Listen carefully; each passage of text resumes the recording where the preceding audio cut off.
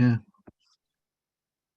Welcome everyone to the VIP Zoom call. It is October 9th, 2022, and we're about roughly, hopefully less than a month out from the FLR launch.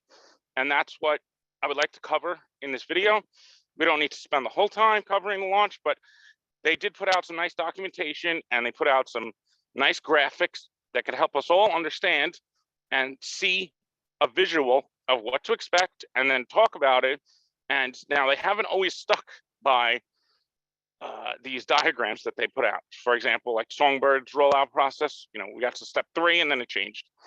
I don't expect too many changes, but it is possible. It looks like they went through another audit or two going into this. I noticed on their GitLab. So you take that for what it is, and they go a little deeper into the validators and the FTSOs in this documentation. So I want to pull that up. But before we get started, any urgent questions, any topic?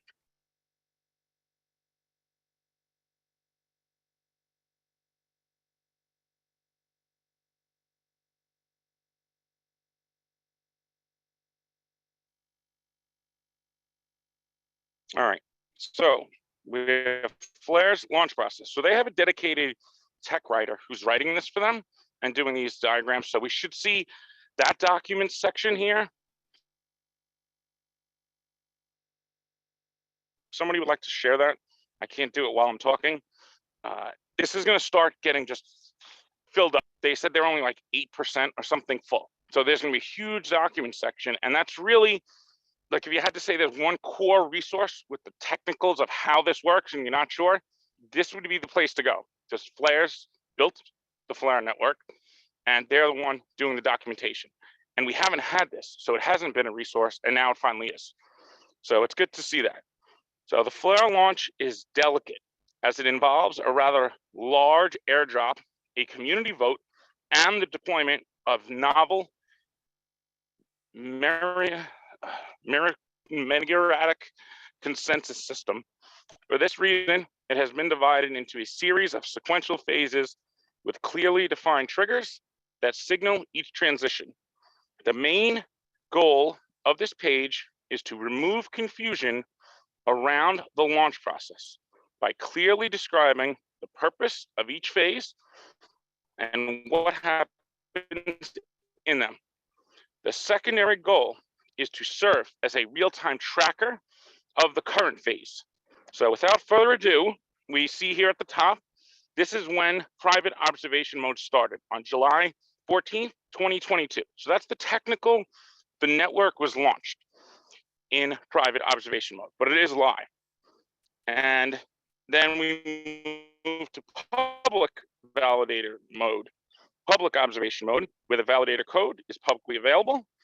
And now we're in, so we're still in private. It's saying, I don't know if that's a little dated, but I believe we're in public right now. We're at step 2. And then we have to get past 66% of the validator power is independent from FLR. Now, this is where the token, well, they're right, TDE, not sure what that means. It's not token generation event, but that's when the initial distribution will start. So this is what we'll get a heads up on, probably at least 10 days. I find it hard to believe that they're not going to give at least 10 days or a week before the launch, because exchanges are going to need to get it out to their customers. I feel like we're looking at mid-November, just going on their track record and their history. And then, so after the launch, does anyone have any questions about this launch and like what happens after? We talked about Coinbase last week. So regarding this, most exchanges, I think FLR has been in contact with since early spring, and everything they've done, they've made slight shifts, and they focus on making sure the exchanges are on board, and also expect some of these exchanges to integrate the FTSOs.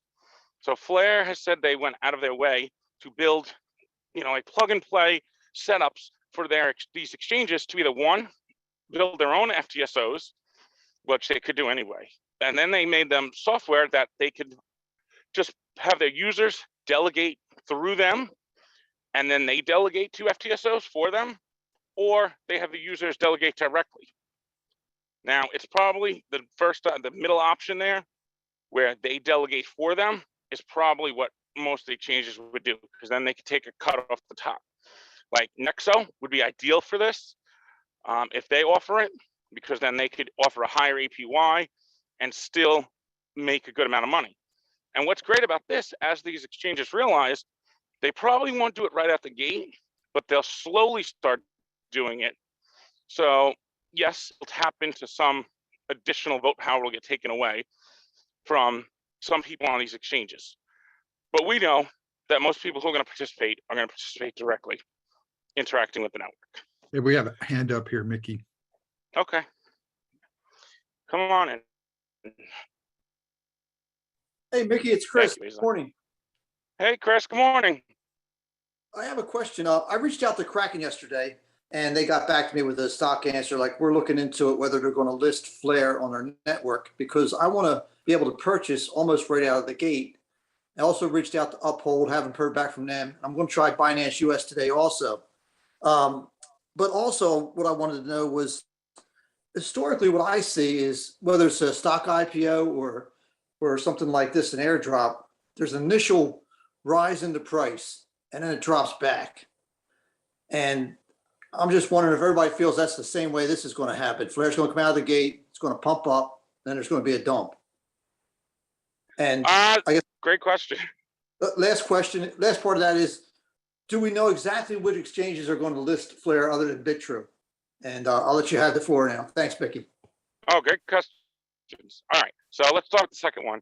We don't know exactly which exchanges yet are going to list, but as we get closer to that like launch, we should get initial exchanges coming out, like BitTrue will probably say we're listing, and some will probably wait to the last minute to say.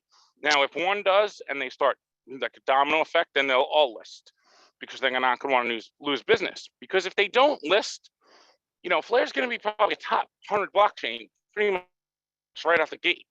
So to not list something like that and then allow your customers to just leave, knowing they're not going to get the distribution now, right? So they're not getting 36 months of this if the governance proposal passes. So FLR said, they've had time to make an effort to try to get these exchanges to integrate some FTSOs, integrate with some market makers, but we don't know exactly who. Even Coinbase put out a disclaimer when they announced the airdrop and snapshot that they might list, but they don't know for sure. And that seems to be the de facto answer that everyone's gotten from exchanges. So some could list, some could also distribute. But I haven't seen any come out. If anyone's seen anyone come out except BitTrue and say they're going to list, Uphold's kind of dependent on the liquidity providers, and I believe they and their market make and their custodians. But we know Fireblock supports FLR and Songbird, so that should cover a good amount of some of the exchanges too.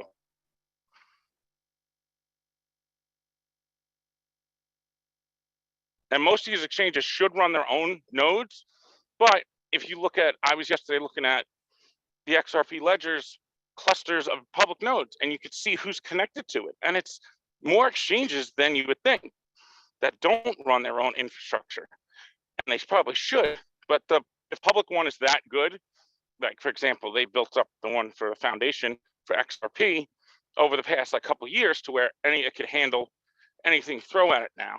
Where FLR, I don't know if they're going to have that type of public infrastructure up there, where these exchanges are going to have to use their own nodes, especially in the beginning. But they've had plenty of time.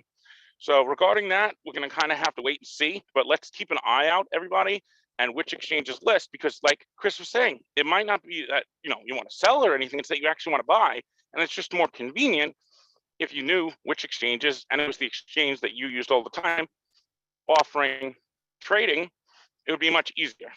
And if you haven't received Songbird, haven't anything to forget, and whatever's your preference, for easiest thing. Hey, you're breaking up there, Mickey. Time. Oh, because I'm on Wi-Fi. All right, we should be good now. Good? Good? Yes, yes. All right. So now on the price, everyone's favorite topic. So I'm curious what others think because I don't have the answer on this, but I will throw in a couple points, Chris, that we are in the depths of a bear market. This is a very different scenario than when Songbird came out and some other IPOs of the past. And we have a there's a bunch of people getting this, and not everybody is 100%, oh, gung-ho about Flare. So there's probably going to be sell pressure in the beginning.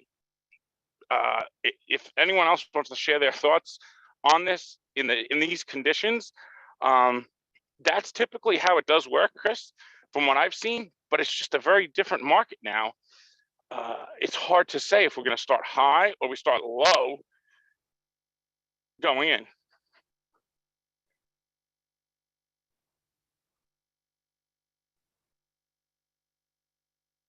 I guess the best thing then is just to cost average in then, like we always do. Exactly. There you go.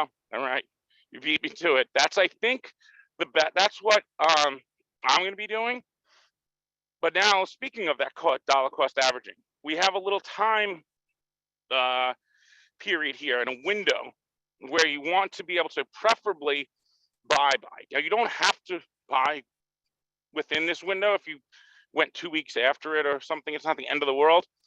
But there's going to be 3 snapshots after the governance proposal is triggered. And once that triggers, those snapshots could be in any of those days throughout those 30. And you're not going to know, oh, 1 snapshot took place already, 2 snapshots took place. It's going to happen after the 30 days, and it'll be a historic snapshot. So there's really no way to game the system or have some kind of idea of what's the better odds. So what happens after the airdrop? So there's a token generation event. All the tokens are airdropped. It's roughly around, oh, geez, I forgot off my head now. It's 2.5 billion. Well, that's getting airdropped, and nobody else is receiving tokens. So only the airdrop is going to come out, and the foundation and the team. Now, nobody else gets tokens directed from that in an automatic way. Now, I don't know what Flare team's going to do with theirs. I don't know if they're lending any out or they're selling any. I doubt it with the regulatory climate. I don't think they're going to take any risks in that direction. So with that being said, we're just going to have like retail to retail. And the thing here is the market makers need to provide liquidity. So they need to get exposure and they need to get a supply. So where does that come from? And if Flare's not going to supply it, which I don't see it, now some could of their investors get some out the gate. That's possible after token generation event. But how much does that impact the liquidity on these exchanges? And how many list? So if Coinbase doesn't list, for example, that would, and they let people take it off though, I think that would be better for price to start high and go down. And then when they list, then the people come on and sell. But it's really hard to tell. Like, I don't even want to try and make a prediction with these things. I'm curious what some other people thought, because this is something that you kind of got to get a whole group view on. Hey, Mickey, it's V8. Hey, V8, what's up? I'm good, mate. Welcome. Thank you. So what do you think? As luck would have it, there are plenty in this group that love making price predictions, and I'm one of them. So if you're ready, so I think the thing we all need to remember is it's the listing of Flare on the exchanges. It's also the release of the airdrop liquidity to the individual XRP holders. But the thing that really drove price on Songbird was the ability to move Songbird in and out of certain places where even BitTrue had restrictions and it got very expensive in the early days. And I think it's key to remember that. Even now you're seeing things like Poloniex, which hasn't declared whether they will or not. It's only BitTrue. And what I expect to happen is even if you've got, say, an airdrop and you've got a few thousand tokens on Coinbase, you may have the option of moving them off Coinbase, but I'm not sure you're going to have many options where to move them to, because I think even things like BitTrue are not going to allow people to transfer things in and then use their liquidity in this, because I think they're going to need to have it to service the confusion and huge volumes that they've had over the last 2 years with that FLR IOU. And the reason I say that is because I'm talking from personal experience, and I know there's a few people on this call now that have played in that. There have been some pretty big positions, and I'm talking multiples of daily volume, which still need to be unwound. I've played in this a lot myself. It is a very heavily manipulated market, and there are some very manipulative bots which operate in this as well. In the past, I've seen it on Carver and I've seen it in IOU as well. And I think it's going to be, if I had to give anyone financial advice, which I know we don't do here, is that if you haven't got any at the moment, just be wary of that. The dollar cost averaging, I think, is key.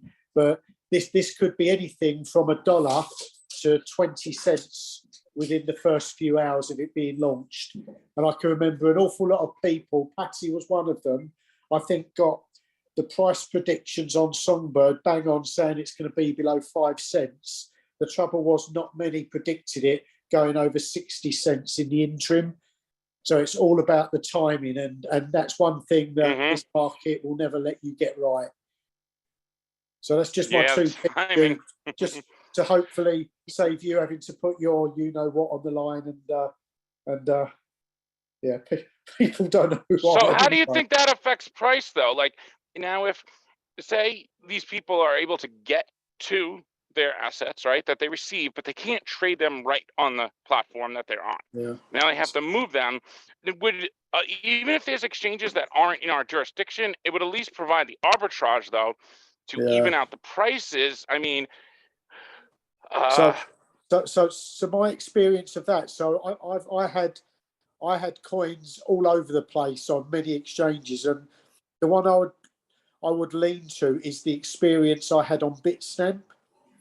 So when Bitstamp released their airdrop Songbird, the price on BitTrue IOU was 50 cents.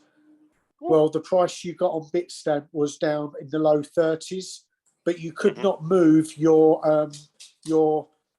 Songbird off of Bitstamp onto BitTrue. The only way you could do it was to sell on Bitstamp, transfer the tether, and then buy back if you wanted to on another exchange. But you had to take the loss on Bitstamp. And I can see the same thing happening here. Yeah, but see, I think reason why I think a lot of that happened was FLR didn't put out any documentation for nodes or anything going into Songbird. They kind of just threw it out there. But with this, though, I mean, just to keep it in mind, just to throw this out there that's different than Songbird, what was the reason for these exchanges not releasing it? But they didn't have the infrastructure to support it. They were surprised. They weren't prepared. Do we see that happen the first few days? Yes, it's possible. Now, what if we have, I mean, really we just need a few different off-ramps. And remember, we have 80 to 100 that are supporting this airdrop. So say 10% to 20% offer trading in the beginning. It might not be your exchange, though, but there should be more liquidity than Songbird, which was kind of just BitTrue. Now, how do you see that impacting the price? Say that situation happened where there was trouble getting on and off. So this is something everyone needs to kind of just keep in their mind that could happen and did happen. How do you see that affecting price? So I think the key thing that I'm going to watch for is what I call the tug of war effect, where there's going to be many people like people in this group that know that the ecosystem is going to be good and it's going to be medium term positive. So people are going to want to naturally come in and build, whether they're dollar cost averaging or not. What I'm waiting for is the people like, say, that you've read out on Twitter today saying they're going to sell the FLR airdrop to buy Corium. Well, I find that kind of laughable, but there will be people out there that are going to do that.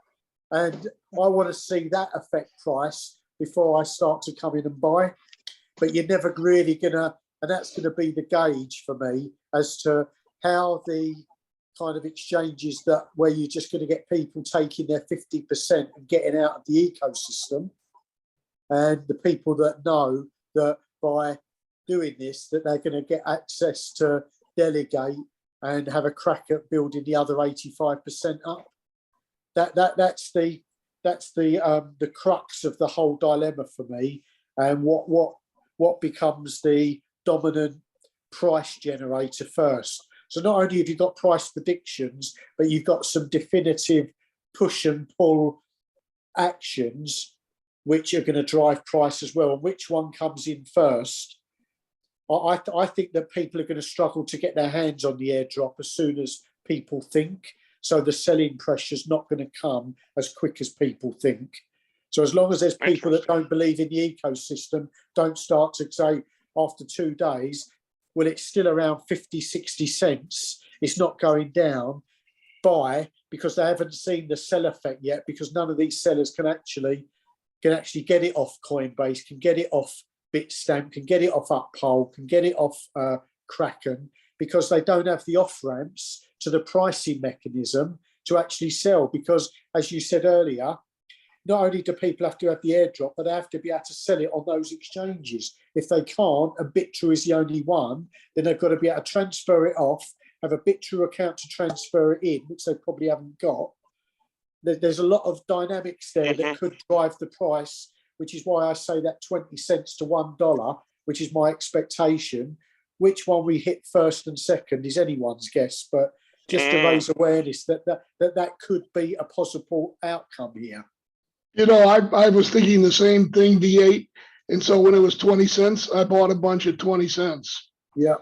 And for me, the calculus has always been to replace my airdrop with Flare at the 20-cent level. So once that was accomplished, then it was, buy a little more. And, I have capital pre-deployed already on BitTrue to buy Flare, at the lower price of whatever I have set at. And then really the first thing I'm going to do is not worry about buying.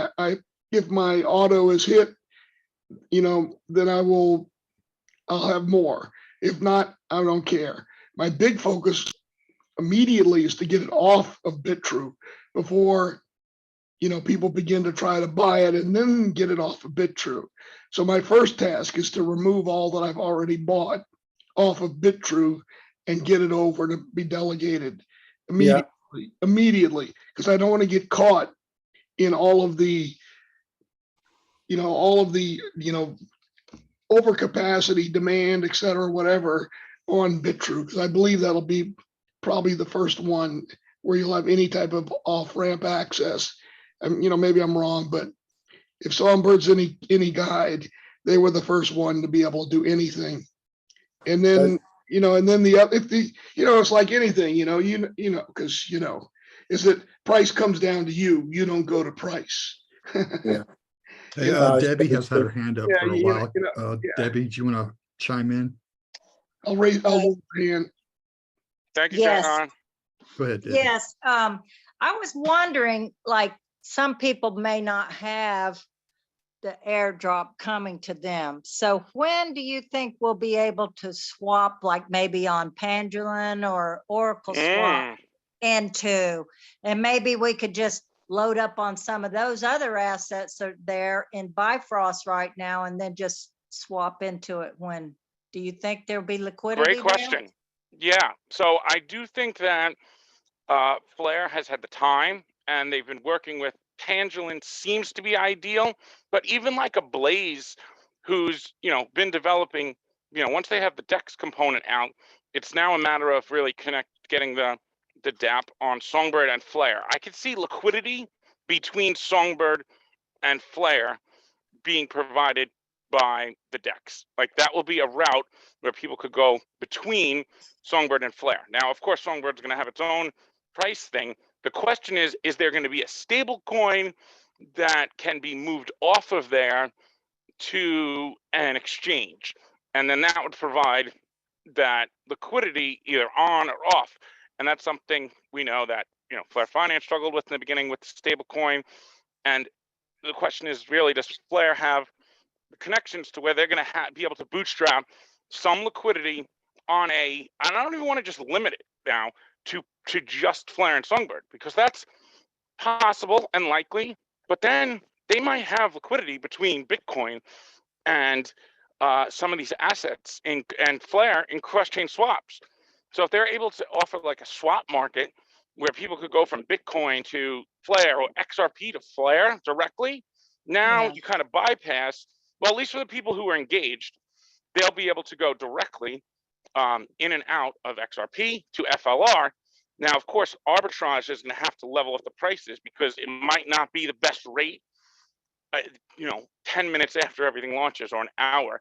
The price XRP to Flare might be much higher for Flare than on, say, an exchange, which is getting a lot of volume. But I wouldn't rule that out, because even if it's not F assets, the ability for the cross-chain swaps, and Hugo's been saying this multiple times in his recent interviews, is a swaps protocol. So the idea just to be able to swap from one asset on one chain to another. So you're not minting anything. It would just be really like trading. That would leave a pathway in for people who want to buy, so they could come through XRP then, or come through Bitcoin, or come through Ethereum, anything they want to, move through, or XLM. And that might be something interesting, because now people have these other tokens. They're like, all right, I think I have enough XRP, maybe I'll put 5%, or they have other assets that maybe they don't cherish as much might flow into there. So that's something Flare could do. Like, that's a logical thing. If it's technically feasible, why would you not do that, right? Yeah. And we could do it from Bifrost then. We should be able to. I mean, we'll get a hint knowing that, hey, these networks are supported beforehand. But if you don't see Bitcoin and Bifrost at the day of launch, then maybe I would be like, I don't know if that's going to happen right away. If we start seeing them add Bitcoin, Litecoin, and XLM, then that's like a sign that the swaps is coming. But you could like really stock up on Songbird, because surely they're going to have that pair. Yeah, I believe so. Switch right over to, yeah. I think Pendulum will have that pair at least, or Blaze. That pairing will likely be available either through the Songbird side or the Flare side, or both. Yeah. So if you're just worried about getting your hands on some, I think that's where I'd look. Yeah, that's maybe the place then you for us. don't have to worry about the exchanges letting you take it off or whatever. Exactly.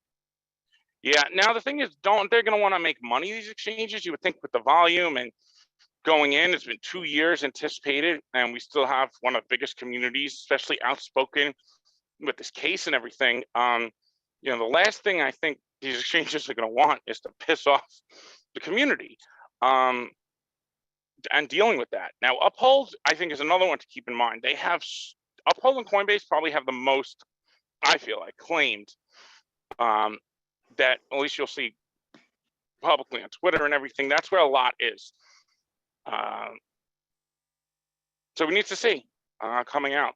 But we know that. So what Kathy just said there was a good point. So if you're looking to dollar cost average in, you need to kind of see like, okay, well, we know this. Let's look out for it, that this is going to be a pipeline where you could enter from and you could dollar cost average instead of having as a secondary option if your exchange doesn't support it, or first option if the price is good. I would say we need to take the whole, like when the launch happens, what we'll do is we'll do, a Zoom when it happens, and we'll do one the next day. So we'll make a schedule regarding this whole launch process, and maybe we'll do shorter Zooms, but we'll do more frequently for the launch rollout, especially things like this. And then we'll gear like, okay, at 12 o'clock, we're going to do one for an hour, and it's going to be on this. And then we'll do one maybe at 8 o'clock for a half hour that will be about this. And it'll just be like updates and things, because I think that's really important. And one thing we could do here is we're all kind of in the same mindset. So we could remove all those other discussions that people are having on Twitter about this, and this, and just really narrow down in on what's going to help us and what we need to what we need help focusing on and not get distracted by. And it's hard to tell, like right now, I think the sentiment is very low, but we're also in that lull that's a month before the launch. So, and we're in the depths of the bear market. We got the Fed just, you know, putting their foot on the, slamming on the brakes. And does that get eased up when Flare launches, like going to Thanksgiving time or right before then? That's, you know, going on a track record. They're always late on everything. So, I mean, mid-November is where I'm kind of like looking at with this. And I do feel much better about the launch though, because these validators, they need to be able to connect to the other networks through the testers and be able to pull data from them. All the validators do. So it's not just as easy as just spinning up a node. So it's good to know that, hey, okay, this professional infrastructure provider, behind Flare, that's gonna, you know, distribute out and manage things, and then the FTSOs will slowly integrate in. So I still think you could label it as decentralized, maybe not as much, but I think it's much more secure. Like the chances of something going wrong are very minimized by this design. So the reason I brought this up was just looking at market cap. And I know I'm not a big believer in market cap, but it is the kind of a metric that they all go by. So if we look at 402 million, does somebody have off the top of their head exactly? I forgot off the top of my head and I can't switch screens. How much is coming out for the airdrop again? Was it 3.5 or 2.5 billion? I think it was 2.5 or 2.3. It's 4.2 billion. 4.2 billion total. But then we Yeah, have to just 15%. calculate. Yeah, but then we got to minus Flare out of there. Okay, so that's the initial Flare distribution for the 15%. The initial, but that includes Flare team Yes. in there Yes. as well. So we're gonna have, so Yes. that's probably gonna be our circulating supply, right? So 4.2 billion. Now, if that was at 10 cents, we're at the top 100, right? So 10 cents, just as a guide, you know, don't have to go by this exact, but it's a guide. That's where we would be. That's at 100. Now look at these other assets. You have Luna Classic there at 96. I mean, I would think, you know, you have XTC there at 93. And then you have some of these other, you know, networks. Celsius still at 85. You know, I could see us being in this range. So if you look at what V8 said, 20 cents to $1, you know, this thing can be potentially higher initially. So say we were at 50 cents. I mean, that's, you know, that's what, 2 billion? Almost 2 billion. So now we're at 50 cents is like at 34, and Luna Classic.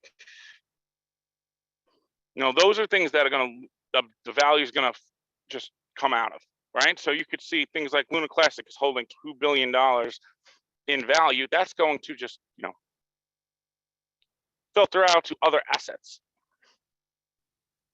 And I think Binance said they were burning theirs too, or some of theirs. So you could see some of these things are just held up for different reasons. Now, I don't know about cracking the top 30, but I think, you know, I don't think it's far-fetched to say that Flare could be in 35 to 50 range. Now, will it stay there? I don't know.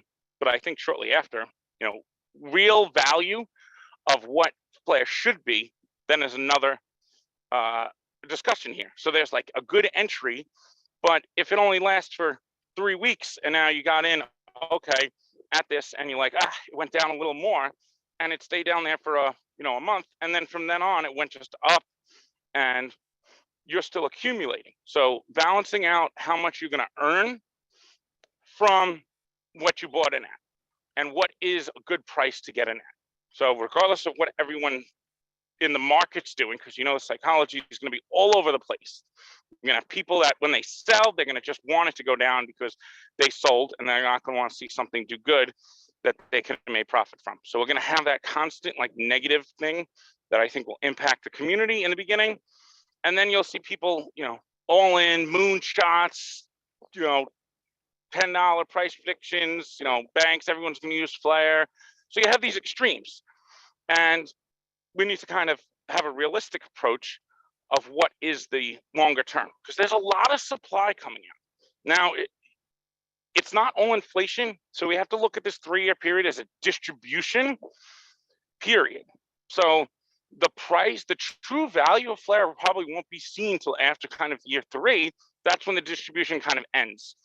And, I saw somebody commented on the YouTube video yesterday from this past week, and they said, oh, after 2-3 years, everyone's going to mass exodus after the distribution's over. And I'm like, no, how can you predict 2 to 3 years from now? I don't think that's something to set in stone at all. And it's actually could be the opposite, because then there'll be less coming out, which at that point, who knows what 2 to 3 years from now is going to be. I mean, it's so hard to predict.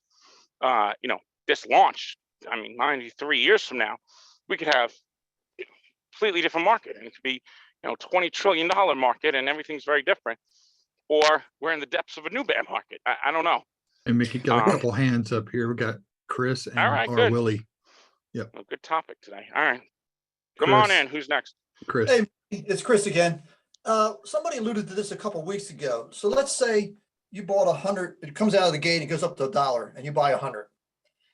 And then because of the airdrop, somewhere down the line, you end up with 200, but the price now is 50 cents. Well, you're still, you haven't lost anything. So that's kind of the way as a long hauler, and I've been here since 2017. I'm saying, great point. That's part of the way I'm looking at cost average in, and then look at it what it's going to be with the airdrops exponentially. That's absolutely right. Absolutely. Thank you for bringing that up. That's a great point, because that's why this is going to be a different type of perspective, because it's not all the price. Because like what you just said, if you're doubling your stack within 3 months and the price stays the same, now you 2x'd. So it would be like the price going from 50 cents to $1, but the price didn't. You just increased your holdings. So really what it is for us is an opportunity to increase those holdings. And there's this compounding effect. So the participation rate will be the least in the first epoch, second epoch, third epoch, and will slowly rise. The overall total vote power is not going to be equal to the circulating supply for the distribution, because Flare team and Flare Foundation, they can't earn anything, and the employees can't earn anything from the distribution. They can from the epochs and the FTSOs. So the total vote power, whatever the max can be, is going to have to be minus those two. So we're looking at probably more like 2.5 billion total vote power possible. And then we'll have to get the number on, well, how much vote power is there total after month 1? And there's going to be 3 snapshots. So it'll probably be the least in month 1. And then we have to gauge our percentage of the vote power versus that. So we should get a baseline everyone should get for month 1, and then know, okay, are you keeping up? And if you just literally just left what you had, it would be interesting to see if you still rise through that compounding, if it's that significant every month, or you start losing share because more vote power is coming in now. So say there's only 500 million vote power in month 1, and you have, whatever amount of Flare, then month 2, there's 750 million vote power. Then there's 1 billion vote power. So expect that to rise. And going by the sentiment with the bear market, with a lot of people getting on exchanges, they have to actually move off, create a wallet, and then to do that, and they have to wrap to Flare. So why do you have to wrap to Flare? Because that's what gives you the vote power. That's what puts the contracts around the token so that every block, it's checkpointed. So it's mapped to your account. If you're delegating it, wherever it's going, you have FTSO vote power and governance vote power, but they're always mapped back to your account. Wherever they're delegated to, if they're delegated 2 times, it doesn't matter to the vote power, because it's going to just checkpoint every block, and it'll know this is how much vote power you had. So going in, we know that 2 weeks in, so 7 days after the 66% of exchanges have released and non-custodial, so really only 50% of exchanges really have to release for that to kick in, because 30% is going to self-custody. So that likely will happen right after launch or shortly after. I don't know if they're going to do a little, couple days, but when that happens, it's like 7-day countdown to the vote. And then after the vote, there's 7 days of the voting. And then once that's over, it triggers it. It's just, then it's on. That's the 30-day countdown, and things just go. Like there's no, at that point, Flare doesn't have any more control. It's kind of just all in the rule-based, contracts. That's what you have to look at. It's just a contract. These are the rules, and every month it will just happen. And there's the max amount per month is 725 million, according to the contract, and it's going to be in between there. That's a lot of Flare for month one. 700 million. I mean, just think of the numbers here when we have only 2.5 billion or so, 3 billion coming out to the actual airdrop retail. Flare, we just have to remove from the distribution because they're not included. So they'll receive their own separate. So I guess we got a minus out of that 725 million, the Flare component, and it's probably like around like 500 million or so for us. Okay, we got a couple hands up here still. All right, good question, Chris. But I'll talk about that more, about this evening out, because we do have to take that into account. Because if the price does go down, people will look and say, "Oh, the price is going down. Oh my God, losing a Flare." But really, you could be up actually, even though the price went down 10% for the month. So it's just something to keep in mind that we know. I'll go over who's next. Chris. Oh, Chris just went. Okay, V8. Mickey, you said there a couple of times the 3-year timeline. So with the getting the 15% and now not getting it 3% a month from exchanges as likely in that FIP1 governance vote, as we delegate that 15%, do you really expect it to be a 3-year payback where we get that 85%, or do you see it being much shorter? No, because the distributions, even the proposal is for 3 years, 36 payments every month for 36 months. So that the amount that's distributed every month stays the same. It's just going to different people. Actually, it's a little longer. I think the initial one was 29 or 30 months. So they extended a little. So it's a little less per month. But it's still a 3-year timeline. Like the distribution doesn't change. It's just who it goes to.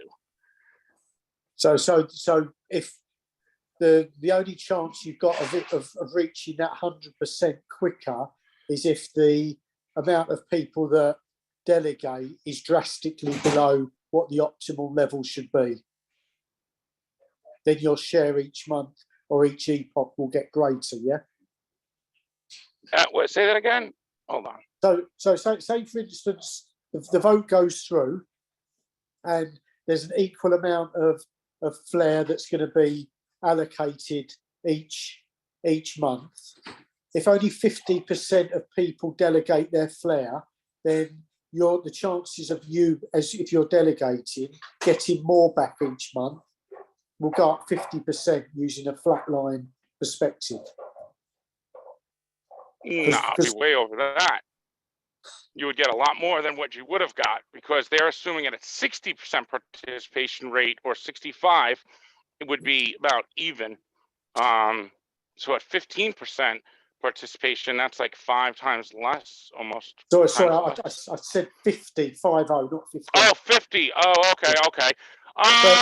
But so at 50%, we'd still be just over. Gotcha. Okay.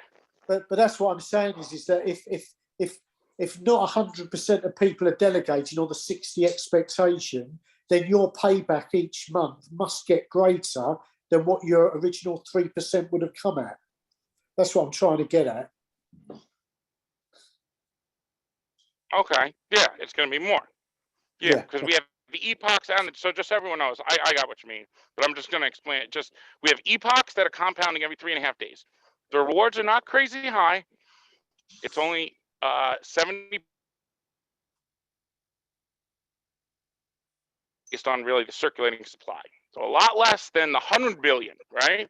So we brought inflation down, which I think is a good thing. And we kind of subsidized it by not having to pay out, all these airdrop people. So instead, we just narrow it down and we kind of give it to the people who are making the most impact, get more. So at the expense of those who aren't. I don't think there's any chance that anyone would get less. I mean, I think it's possible if you literally sold off every month, you might, depending on the participation rate, which I don't expect to rise dramatically afterwards, going by all the things like you said with exchanges, like people getting off there and the mindset of the community. Like, I don't think there's a large chunk that's going to look to do that. But at the same time, Songbird's gotten up to 60% though. So when do we hit that 60%? Be another question. Like, do we do that in 6 months? Does it take a year? And how do we attract new people? And that's kind of what I think will have the impact on the price here and the demand. So I've seen a lot of this. So just to go off on what you were saying there too, have you seen, I'll ask you actually, have you seen there's this concern that a couple people, they just see the distribution coming out and the inflation and like, oh, that's going to tank. And I don't want to be part of that. And there could be some, leftover, like, from like the fall bull run with crazy APYs and, people might have got hurt, where that's still impacting their views. What do you think, compared to some that has real utility and is going to be used as collateral? I think there's a danger that people are going to fall into that trap and sell straight away interest because they've seen examples. Let's use Klima as an example where that's happened amongst other things. But the thing for me is I think that 3% expectation in the current protocol and governance as it goes through the new one, I think that the participation rate in months 2 to 6 will be that much lower, that your rewards will be that much greater if you are a participant. And I think it's going to exceed what people are thinking it's going to exceed. Maybe to even 3 to 4 multiples. And yeah, to that point, that's why the first month, whatever, in a way, not to take away from the dollar cost average, because I still think that's the best, overall strategy, but keep in mind, right, whatever you got the first month is kind of going to be amplified from all the other months if people aren't really realizing it. So like what you're saying, even if it got to 15-20% participation and it was only 5% in month 1, I mean, now you just got an enormous payout early on, and that compounds then. So every 3.5 days, compound. And then we have the other component, which it will be everyone's choice if you want to deploy the asset, and try to earn something with it too, going forward. And then using those rewards. Now, all these things, one thing they built that's really cool that I think is going to add to the whole derivatives and this whole thing is that the distribution's transferable every month. It could be directed to a different account, and we have the savings account. So that's something I looked more into, and I came across, interestingly, how they could do this. So we talked about how, supply comes out, but if you give people a reason to hold, like this idea for a tax benefit reasons is one, and then the idea that, okay, I could safely have it, but I haven't claimed it, but I could still get the vote power. And Tim asked that, and I was like, how's that going to be possible? But there actually is a way, the way they're showing these executors. So you wouldn't actually take possession of it, but you would be able to revoke at any time, but that the vote power can possibly come out. Because I've seen them, they're working on something where, I don't know exactly, but it seems like this whole saving, they're calling it a savings account. So for low risk, if you could get that vote power out of there, I think that will be a reason for a lot of people just who want to be very conservative, not even get it yet, and still be able to accumulate long term. they might just stash some in there, like 50% of my distribution month is just going to go into this. Now, some people might say, well, that's not the best idea. I want to just keep compounding it, and I want to use it, and I want it.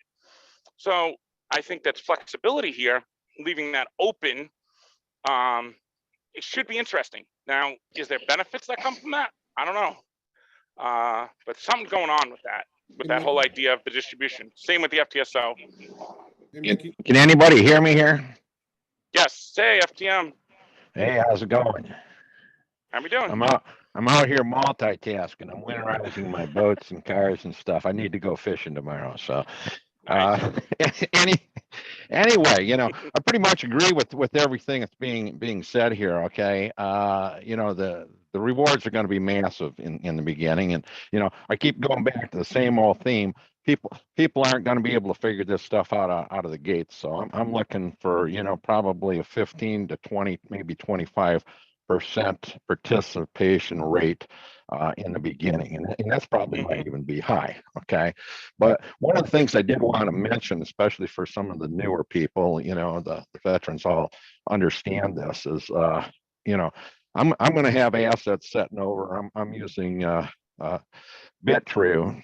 I've had good success with them in the past, but like any other exchange, if you wait to the last minute to try to move stuff around in a busy market, it's not going to happen.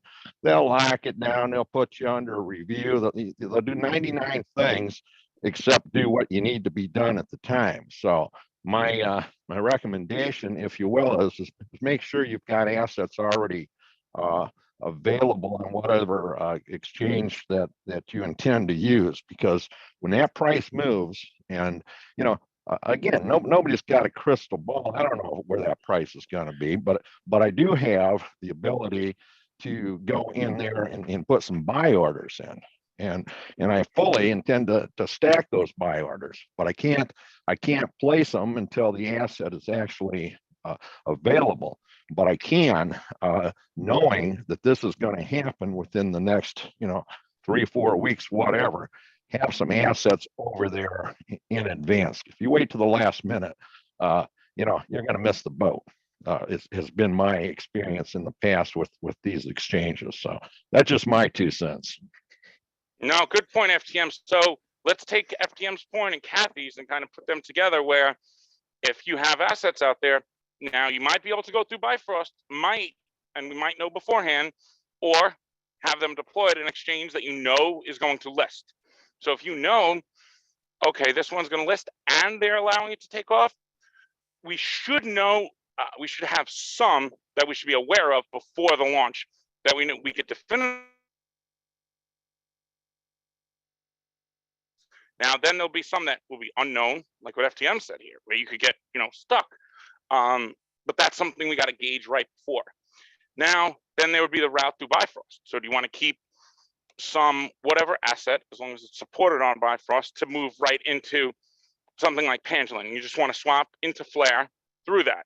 Say it be Bitcoin, XRP, whatever it is. Even if you just want to go through XRP, that might be a way to facilitate that. Even if you went through from ZUM through the DEX, you would go from XRP right to Bifrost. But if you had to send from ZUM to Bifrost to buy, because remember, this one, I've gotten this question a lot, is the XRP FLR that's going to be on there is going to be an IOU from GateHub. So that won't be FLR. So this is where another area of, I think, confusion will come, is when people see FLR on the DEX. If GateHub issues an IOU, which they probably will, because it's going to be profitable for them, people are going to not be able to get it off unless they KYC with GateHub. Now, I know that's possible in most jurisdictions except mine to do here in Estonia. And that will probably leave a lot of people stranded then who don't want to KYC and just swap back into XRP then. So that should pull up more supply. And Kathy, the other thing is the DEXs. The more that they need demand for liquidity, and the more people are trading, the more need there's going to be for liquidity. So that's going to lock up supply. So that's why a nice rollout of the dApps with the demand here is going to be big, because that's going to increase we need to absorb the supply coming out. And there's going to be people like many of us in here who are just going to accumulate. Like they're not really looking to sell, but there's going to be people who are going to say, oh, hey, I'm getting this every month. I might take some profit. But they're more likely to sell it into the ecosystem. And I think this is where it's going to be interesting going into a rise up, like the next cycle. So I think we have this advantage. I mean, it's a perfect opportunity. After 2 years spending researching this and looking into it, it's like, we know what they're building. Flare's building 3 core products that are going to allow the ability to deploy the asset. And it looks like Flare's website is going to be redone. So everyone knows they're revamping that. And it looks like they're going to offer the front end interfaces for some of these products, like the agent system, the relayer, and all these. If they make it really easy where you could just create an account or something that's just to enter through a DApp interface through their website, and then they're building, I think that would be even more demand on FLR. Like if you could just stake FLR in Relayer and still earn everything and choose your FTSOs, and people know they could just do that through Flare, that would bring a lot of interest. And I think that's the one thing where I think they know the community and what people want. If you could just give me an easy place to put it, earn a little, and then earn all the rewards, and I could choose and still have custody, well, not have custody, but know where it is in one of Flare's core products, more so than like a risky DeFi DApp or something, which I think will mature, but in the beginning, how fast they roll out these products. And that's really, I think, what's going to impact the price, because it could be, go ahead. Hey, I'm sorry, this is Steve. I wanted to comment. Hey, Steve. How you doing? Good morning. I wanted to comment on something that you referenced a little earlier. Mina, these different dApps and things that are being built around it. I mean, do you think the US-based token holder will truly be able to participate? I mean, given the challenge that we are already facing, do you think that they really will be able to participate, or if it's something where truly, we might have to, execute in order to really capitalize on the full scope of Flare and all of the things in the ecosystem? Well, the thing is that they're the core products of like Flare's agent system, the layer cake, the relayer, like all the places where you could deploy Flare or mint FXRP are open, trustless, decentralized. So there's really no way to stop the US from participating. So there's no, that really only applies to centralized CeFi and things like that, like Nexo and those. I think, certain exchanges, there'll be probably more of a crackdown on. And this leads me into the FSOC report of the IMF. Like they're really, pouncing on the opportunity here to just, say, oh, risk to the financial system. So I think we do need to keep in mind there is that side pushing hard and trying to make the point that, this is a risk to the system, and there's regulatory arbitrage, and all these things need to come under the regulatory umbrella. But there is one, even the MiCA regulations in EU, they don't really go into DeFi and self-custody wallets. I think we'll have KYC and AML. That's going to be a given. But I don't see how US is ever locked out of connecting to an open source DApp because it's on the internet. So I don't know how there's any way they stop you from going to like MetaMask or anything. Well, unless they shut down the internet. Can I chat on that real quick?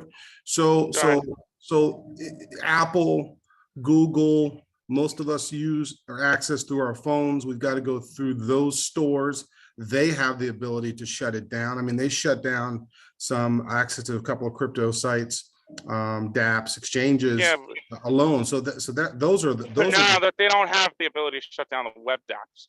They only have the mobile apps. Right, but we have to be able to get. But you could always use your computer. There are mobile apps that make it more convenient, right? They have to approve. But even if those fall through, like MetaMask is always just download on just the internet. It's just there's always going to be an option to get the free software just to connect to the dApps. And the dApps, they could be hosted on, like the website could be hosted on something like AWS, and They could try to take it down, but it's still the internet. So I think they can make it very, if they wanted to, they can make it difficult, Steve. Definitely, if they wanted to. Who is MetaMask? Is MetaMask a US based? No, it's just it's consensus. It's just a software. They don't hold your assets though. Right. Okay. Okay. All but right. there'll always be any blockchain will have its own wallet too. So you'll always be something you could do to. You need any Web3 wallet will work with Flare. So anything that works with Ethereum will work with Flare. You'll just have to do a little more manual entering of the RPC and the chain ID and things like that, and it'll be a little more extra work if that happened. So that's why I say I think it's good for a backup. But yeah, they could take down the mobile apps. I'm just not as optimistic that the US and the banks are going to be so willing and happy to allow us to circumvent their 0.000 yields to allow us as US based customers, unless we're accredited, to really tap into the full potential. I'm just very skeptical of them being so willing to allow that to occur. Well, it's not that they're willing, it's that they could limit the masses and the bigger market for coming in, but it's something, that's the point of blockchain and crypto. It's the point is that anyone should be able to access it in some way because it's open and it's built on the internet and it's immutable. Now, exchanges offering the yields, yeah, they're going to crack down. KYC AML, we could see the fat F come in, and then we'll see this big push for self-sovereign identity. But there is a black cloud hanging right now. But it seems to be, from what I've read through these things, they're harsh and they're, claiming things that we would call probably, insane, that they think there's regulatory arbitrage when we're saying there's no regulatory clarity. I think it would go to the CeFi and exchanges first, like the segregating of assets, the transparency of some of the trading data, some of those things. I think that's kind of the focus. And whoever gets through on the DeFi stuff, I think, is not really too much. I mean, I don't know what you could really do to literally stop people. You would have to say KYC back to the exchanges would be one thing. And then you need to get some kind of identity for the exchange to verify where the assets came from. That would make it more difficult to get for people to use. So I think they can make it more difficult, but I don't think there's no permissions that you need to go into any of these things though, besides the mobile downloads. You'll always be an access route. Okay, cool, thank you. I know they probably hate it. But thanks for bringing that up, because it is important to always keep in mind that, there's different perspectives here, and not everything works out as rosy as we want it to be. Thanks for answering my question, Mickey. Sorry. You're welcome. No, good point. Good point. That's why I say, so speaking on his point there, Steve, that's why it's always good just to be like familiar with MetaMask or familiar with something else that's like just downloadable from the web, that you don't need like an iPhone 4 or Apple that you're dependent on, even though that probably your first source, just as a backup in case, things like this happen. We're going to go through the FSOC, and I mean, anyone who read that report, I don't know if you read it, John, but man, it's like they went to an extreme measures to claim, all these risks and knockoff effects from crypto. Meanwhile, we just had an 80% drawdown. So I don't know how much more effects that the crypto could have on financial if it didn't have an effect already. And they don't like the fact that retail does have access. Steve's right about that. They're definitely not fans of it. That's for sure. And then the IMF came out with the report trying to influence these third world countries who would probably be more likely to adopt regulatory frameworks for crypto that will be beneficial for all of us and the crypto market, to kind of discourage that. But they don't use any banning or anything like that. And they shy away from the self-custody for the most part in the IMF. And FSOC didn't really go into it too much. And we know Treasury, the previous administration, what was his name? Forgot his name. The Treasury Secretary was trying to bring that in at the last minute. Now, you don't need to associate that with Trump or anything like that. That's just that secretary or that was trying to be done and that got pushed away by the industry. Now we have no word of that in the last 2 years. So even though they're as negative as they are, remember who's FSOC? So FSOC is the Treasury Department. It's from the Dodd-Frank Act. It's the Treasury Department leads it, so that's Janet Yellen. And then you have the SEC, CFTC chairman. So I think Gensler's in there. He has a big influence over this. And that's kind of the small little group of these top regulators, the FDIC, the Consumer Protections Bureau, and there's a couple independents in there, but that's who put this together. So think of where Gensler's getting his influence from. Like there was a lot of his language in there, not everything, but a lot of it in the FSOC report was him and them trying to say, oh, retail they said, there was one line that said, retail can access the crypto, which means they're exposed to losses. Like, yeah, it's an investment. And they make this whole thing a speculation. I don't know, but that's exactly what the capital markets are, speculation. Well, Mickey, when you're buying stocks. I think we're going to hear a gigantic flushing sound come January, so I'm not overly worried about what they're. Okay, that's what I'm getting to. No. I mean, I can hear. So what do you think? Sound now, you know. Say that again. I can just hear them going down the drain or down the toilet right now. Those guys are not going to get their way. Those guys are just. I agree. Not going to get their way. So Hey, Mickey, speaking to that, we have a hand up here with BSEC for a while. Yeah. Do you think that, okay, one second, BSEC.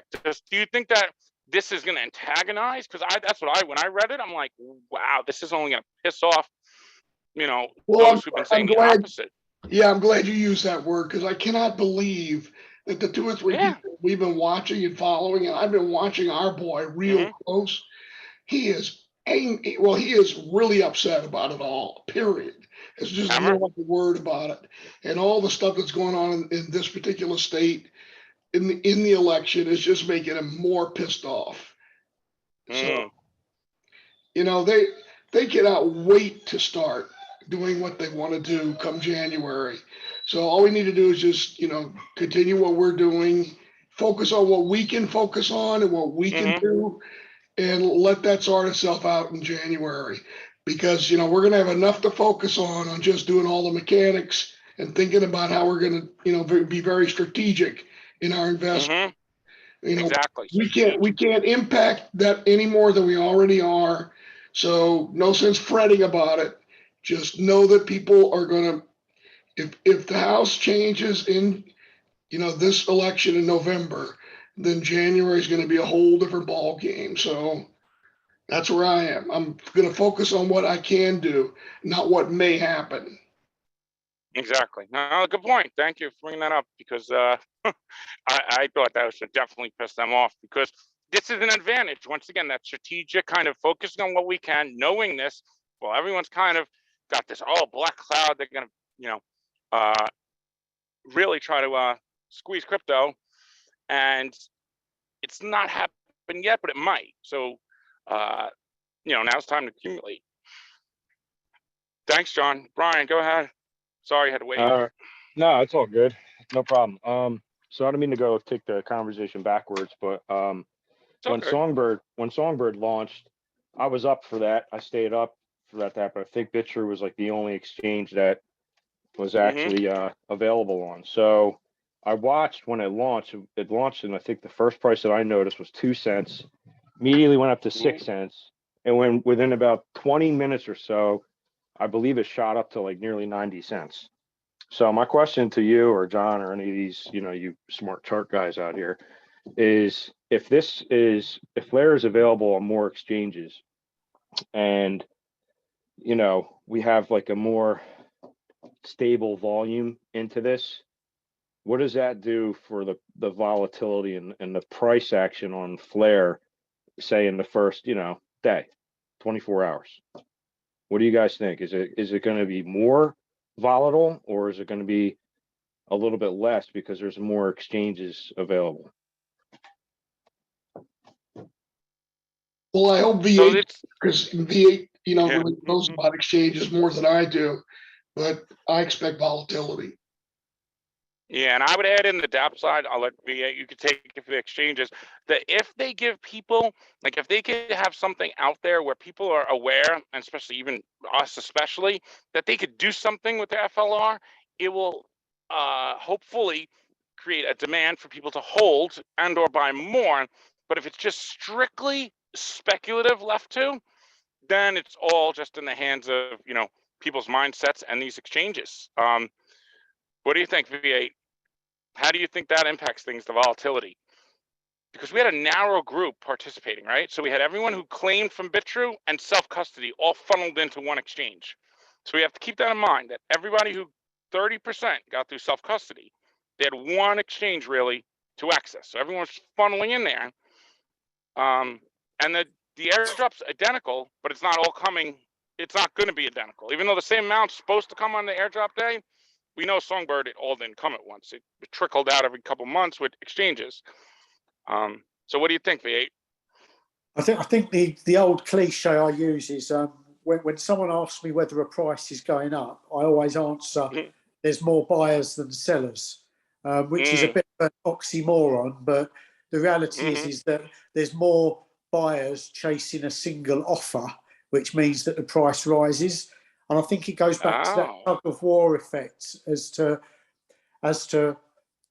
what comes first, the drive of demand from people who see the longevity of the FLARE network, or the people who have no awareness of the longevity of the FLARE network and just want to sell and reap their 15% of cash because they've waited 2.5 years and are bored. Let's be truthful here. There's a lot of lazy people in the crypto sphere. They want instant profit, instant Lambo, instant when Lambo, etc. That mentality is there. We know the type of people that when you just before you saw the airdrop, you saw a massive spike in prices on XRPL. And obviously, we had the SEC lawsuit shortly after, which brought everything crashing down, as well as the airdrop deadline going. So I think it really is. It does come down to, and it's a great point of a guy just said that you saw 90 cents on Songbird because everyone saw Songbird coming down below 5 cents. But what people didn't see was the lack of exchange participation and the lack of liquidity coming into the market, so the price went up pretty strong. I was baffled by it, but you could see that ratchet effect as well. The other thing I was thinking of earlier when we were talking was, don't forget that in those early stages of Songbird, Bitrue was trying to retain Songbird on their exchange and offering solutions and delegations, a little bit like what they do the staking on Polkadot, etc., for much less rates. If you can't get your FLARE off of Bitrue, the conversion from IOU into actual FLARE, a lot of people might just say, well, I might as well get the delegation rewards. So you were going to get 3%. They might offer them 4.5, because Bitrue know that they're going to be under participation and the rewards are going to be heavy in those first few months. And that could lead certain exchanges to restrict the movement of FLARE off of exchanges, as well as the other examples we used earlier. So I do think that key thing is that if you've got $1,000 to put into FLARE on day one, doing in clips of 200 intervals, picking your prices out, even if you're averaging on the way up or whatever it may be, because I do it's going to move one way or the other, because one side or the other is going to get the liquidity it needs, and I think it's a flip of a coin which comes first.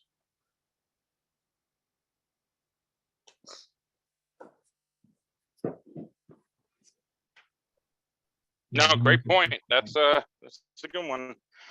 It's a great point. I was thinking about the same thing. If like, how am I, if I buy FLARE, am I going to be able to get it off? Like, I have somebody like on the side to do that. That's my worry. Yeah, this is why that we need that other route. Hopefully, Flare, obviously, if we're seeing this, we would have to think that they're seeing it. And I know the one thing we do have to keep in mind is they don't really care about price, but there's always this, well, of course they care somewhat, especially if you could create more demand, that's the whole idea, and using the asset. But this beginning here, if you could create a pathway for those who 2 years have, even if they haven't spent the whole time focusing on this, they're aware of what's going on. They've been in crypto for 3, 4, 5 years. There's enough people like that in the community who have large enough amounts where if you could give that inflow, and if you create a demand through that, Tim, that's what we need to look for. So either an exchange that's 100% supportive and avoids the problems of what happened with BitTrue, and that would limit these exchanges, hopefully, from doing that, because that would cause an uproar of V8 if they did that. I mean, I think people would be really pissed, because I get why they limit things now with like Matic. They're on 2 networks because they don't have liquidity of the asset on that network. Okay, I get it. But it's 1 network. So there should be no excuse unless they're covering those IOUs. And but I think we've answered that question. A lot of people sold the IOUs, which provided the liquidity for everyone to buy who wanted to, right? We weren't really aware of that at first. It's a lot of IOUs out there now. Yeah, but it's also that the FTSO thing is interesting though, because BitTrue's going to want to capitalize. You're right. That's a good point there, V8. The other thing I'd say, the other thing just to mention is if anyone is thinking of, say, at 52 cents buying the Flare IOU on BitTrue, is to have a look at the Poloniex one, because you've got to remember that although the ratios are different, and the way that I've based this is that if you're only getting 15% of what you buy on Poloniex, you've effectively got a 6.66 ratio, where if, say, the price on Poloniex is 4 cents, and we've seen some dips down there of late, and the BitTrue Flare IOU has been between 52 and 55 cents. I've flipped, say, Tether into Poloniex to buy it on there, because 4 times 6.66 gives you a rate of around 26 cents. Well, I'm happy to buy Flare IOU on good amounts at that 26 cents. I'm less favourable at 52 to 55 because I'm worried about the dip.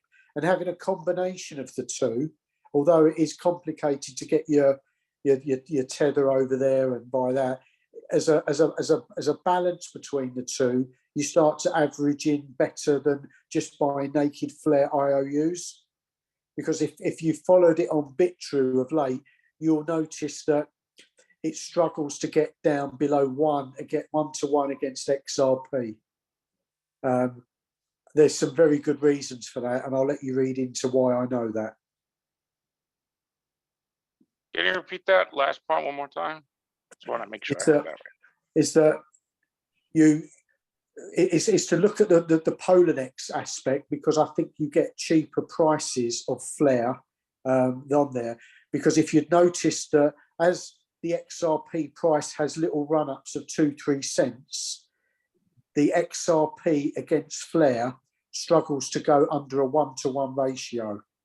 So it's been up to 1.3 recently, came down to 0.95, 0.92, and then goes above 1 again. There is some good buyers of Flare against XRP at a 1-to-1 ratio, because I think people see the opportunity for Flare, and it's a cheaper way of doing it from where the Flare XRP rate has been. It's recently you've had 2 Flare to 1 XRP. It's now back to a 1-to-1. That has been a lot lower than that through the last few months. Keep an eye on that pairing, as well as the Flare against USD Tether. No, yeah, absolutely. You know what? That's a great point you bring up, because I talked to dip collectors in here. Measuring against XRP, I think, is something that if you're really long XRP and you have a lot, it's kind of the way to do it with these other assets. And it seems like, since even though they have totally different supply, it's the mindset, I think, of just people seeing XRP's price, Flare, they're going to be right around the same. So I think that is kind of something to measure against going forward here. I think that overall is a good way to do things. And a good gauge when you look at things on BitTrue, just as a bit more advice, if you see when you look at the nominal on the bids and offers, when you see 225.86 or any numbers, they're usually bots. When you see just naked 100, 250, 50 with no decimal places, they're usually real people trying to buy and sell. Good to know. Just give you an idea of what you're bidding against. The reason I say that is if the price is, say, 52.55 and you bid 52.5, usually the 52.55 moves because it's a bot and they get scared off when bids go against it. And they can, I think there's ways in which they tell it's not other bots against them. Well, that's why I say be careful, it's highly manipulated. Yeah, that's why you don't chase the damn bid or ask. You want to put in your limit price at what you want. And then when it moves through it, you'll pick it up. Exactly. And I would also, the way that I play is that I don't suggest doing market orders, but do kind of market orders with your limit price. So if you see there's 500 flare on there and you want to buy it, or just set it just above and just hit it, because as soon as you start bidding it, it moves away, because you'll notice when the bids and offer amounts are on there, and then you look at the orders going through, there could be a bid offer of 1,000 aside, but what's going through is like 10.2, and that's the amounts the bots are doing. It's so manipulated and drivable, and I'm saying that through experience for everyone. Yeah, this is going to be interesting how the impacts of these like liquidity pools and AMMs have on these centralized exchanges. As we see more liquidity pouring into them, it's a different type of setup where the liquidity providers are just in and the buyers and sellers can just move, but arbitrage will even everything out. So I'm curious to see if we get that push early on from like Pangolin, Blaze. Like I would think they would want to be there right in the beginning and impact this, because if we could see more flare in those and get a deep market on it, it will help counteract all that manipulation, like you said. Because how else do you besides just more buying, other liquidity providers, competition? Yeah, totally agree. Yeah, this is going to be interesting to see. Hopefully Flair playing this out with the dApps, because he did say we're trying to, we're going to have dApps live on day one, and don't expect, all of them, and don't expect them. I think it's high risk still day one. But swapping is a less risk than putting in liquidity. But there is slippage, and you do need to look at the volumes. You need to look at the liquidity, before you buy in any of those dexes, wherever you are. I think it's good to just do a test transaction sometimes and, see, refresh the screen and see if this amount is going to move the price that much. What is your slippage? Some pools are very deep, right? If you go into some of the stablecoin pools, they're just ridiculously deep, billions. And then some are very light in different, dexes. It depends. Uniswaps has hundreds of pools. And now those are moving to like layer 2s and stuff. So they are more accessible, but we're in the depths of bear market. So these things will all ramp up as we see the market go back up, because right now they're all down.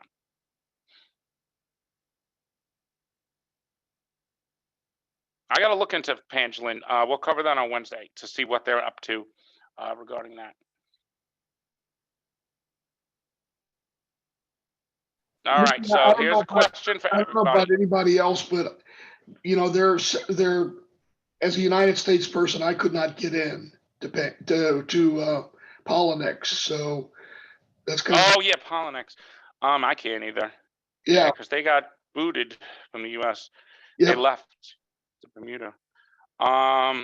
Their IOU is different though.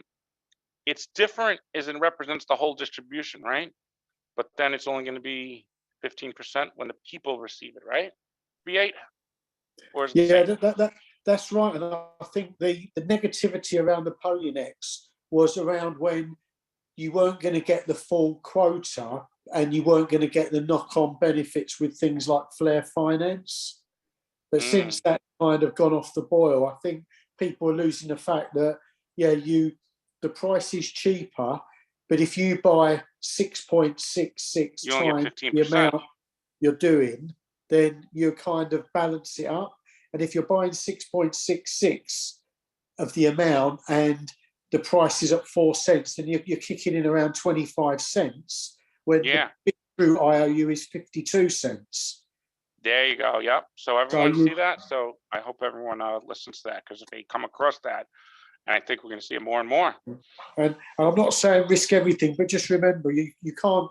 You're right. You can't get access from certain countries, but by the power of VPN, that it does open doors. Yeah, I tried with Poloniex, but they won't let me get KYC. You got a KYC then with them. But there are places to go. That's for sure.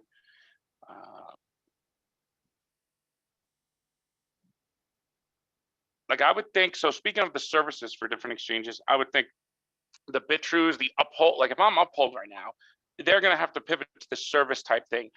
FTSO delegations ultimately should be much less risk than staking, especially ETH staking. So I know we don't talk much about it, but I think it's important to be aware of how ETH 2.0 works and compare it to like Cardano staking and FLR delegations, FTSOs.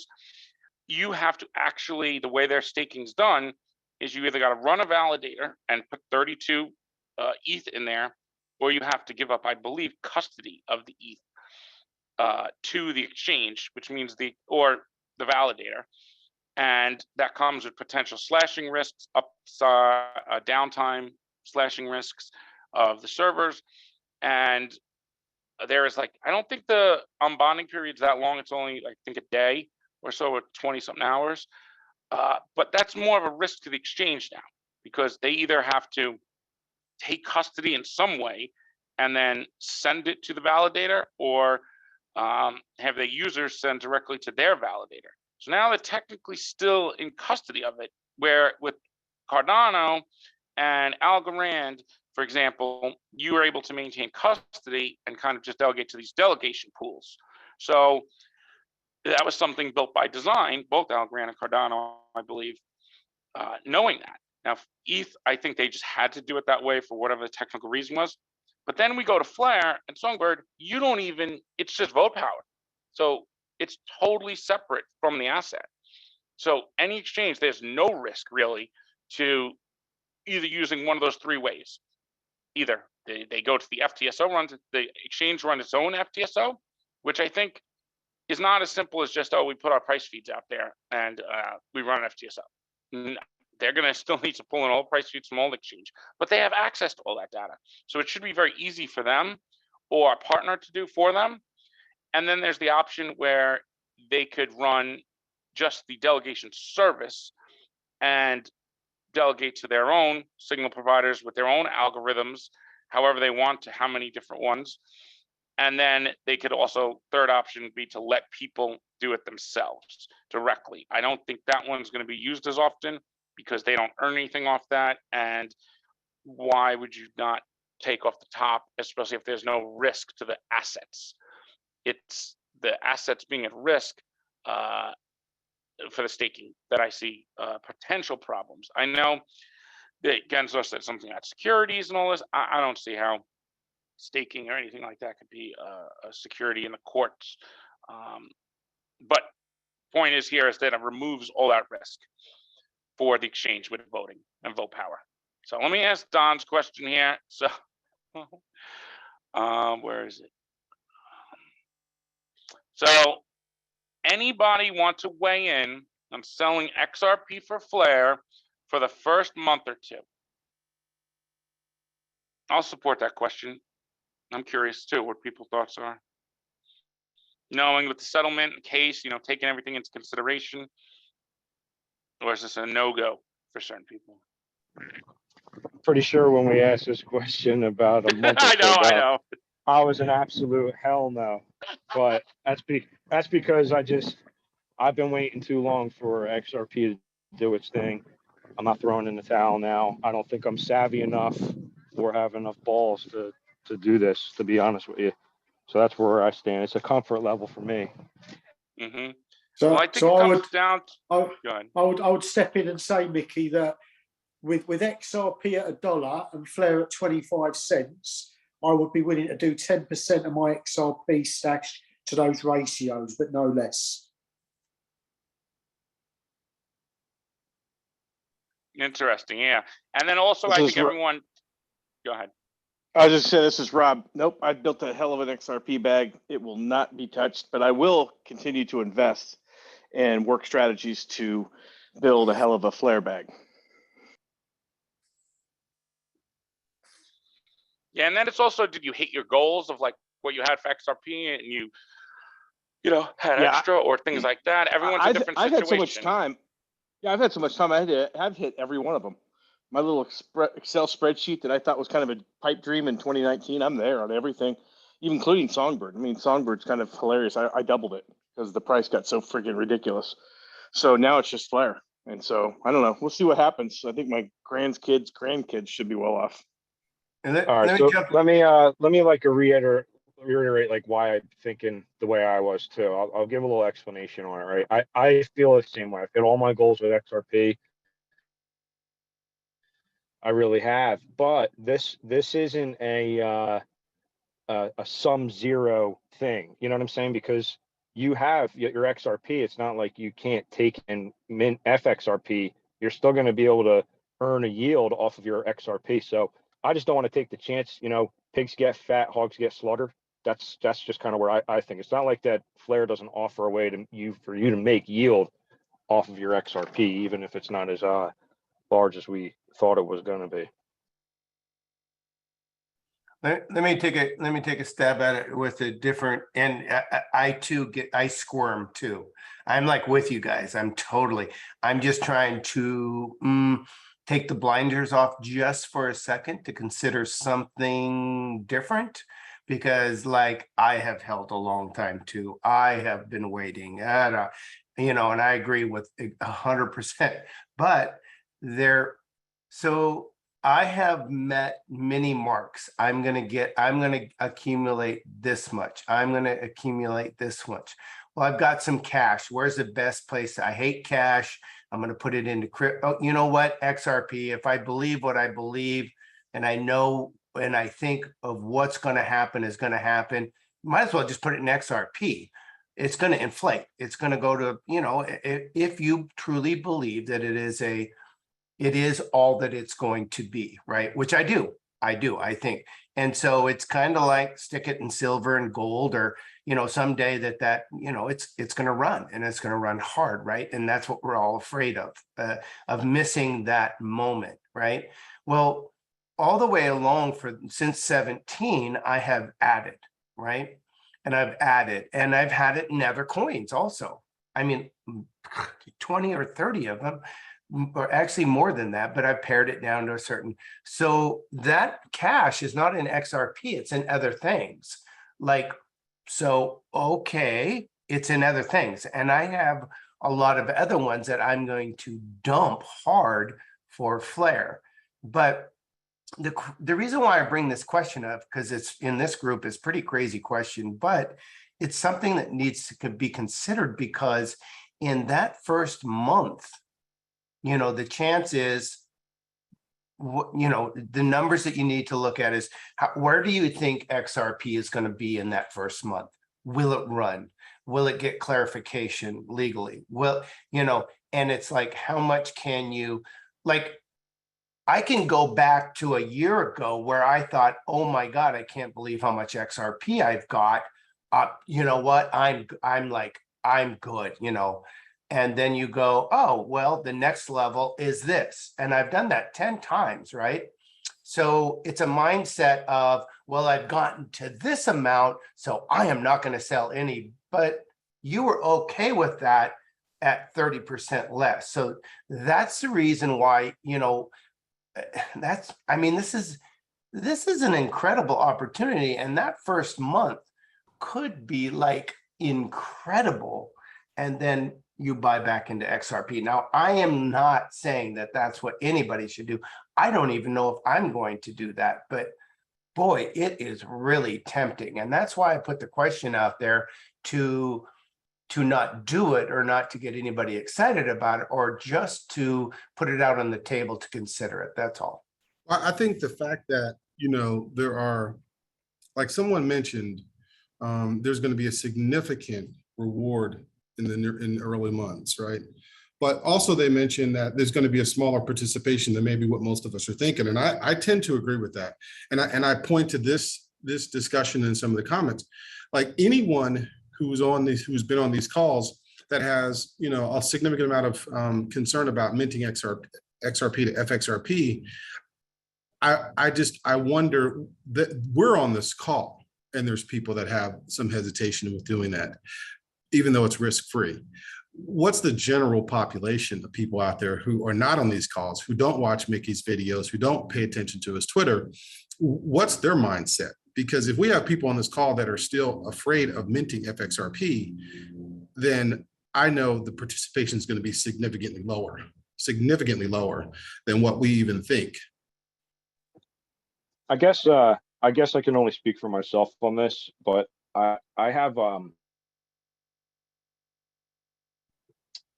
I guess I appreciate what Don brought up. I really do. I think it's a good valid point. And then it got me thinking that you know, I have other assets that I'm willing to risk instead of XRP, you know, because at the early stages of this, if you go back a year ago today, I was asking Mickey questions about possibly selling my Bitcoin and trading it for Litecoin, because that Litecoin pool was looking like it was going to be pretty good. So I don't know. For me, I think it's I guess I'm just speaking personally. I think I would do what Don is suggesting. Just I would source it from somewhere else besides XRP, because, you know, I don't want to be that guy missing that boat, even if it is only 10%. Hey, I hear you there. You know, and when you ask what the, you know, the rest of the people who, you know, aren't following this closely like we are, what they're going to do, and I don't mean this with any degree of disrespect or anything, but they're just going to have a knee-jerk reaction or not even know what's going on in the beginning, and how that affects things. You know, we'll have to wait and see. But you know, I've been sitting on this XRP forever. It's not earning any yield or anything else, and I'm not about to give it away at 50 cents. I'll tell you that right now.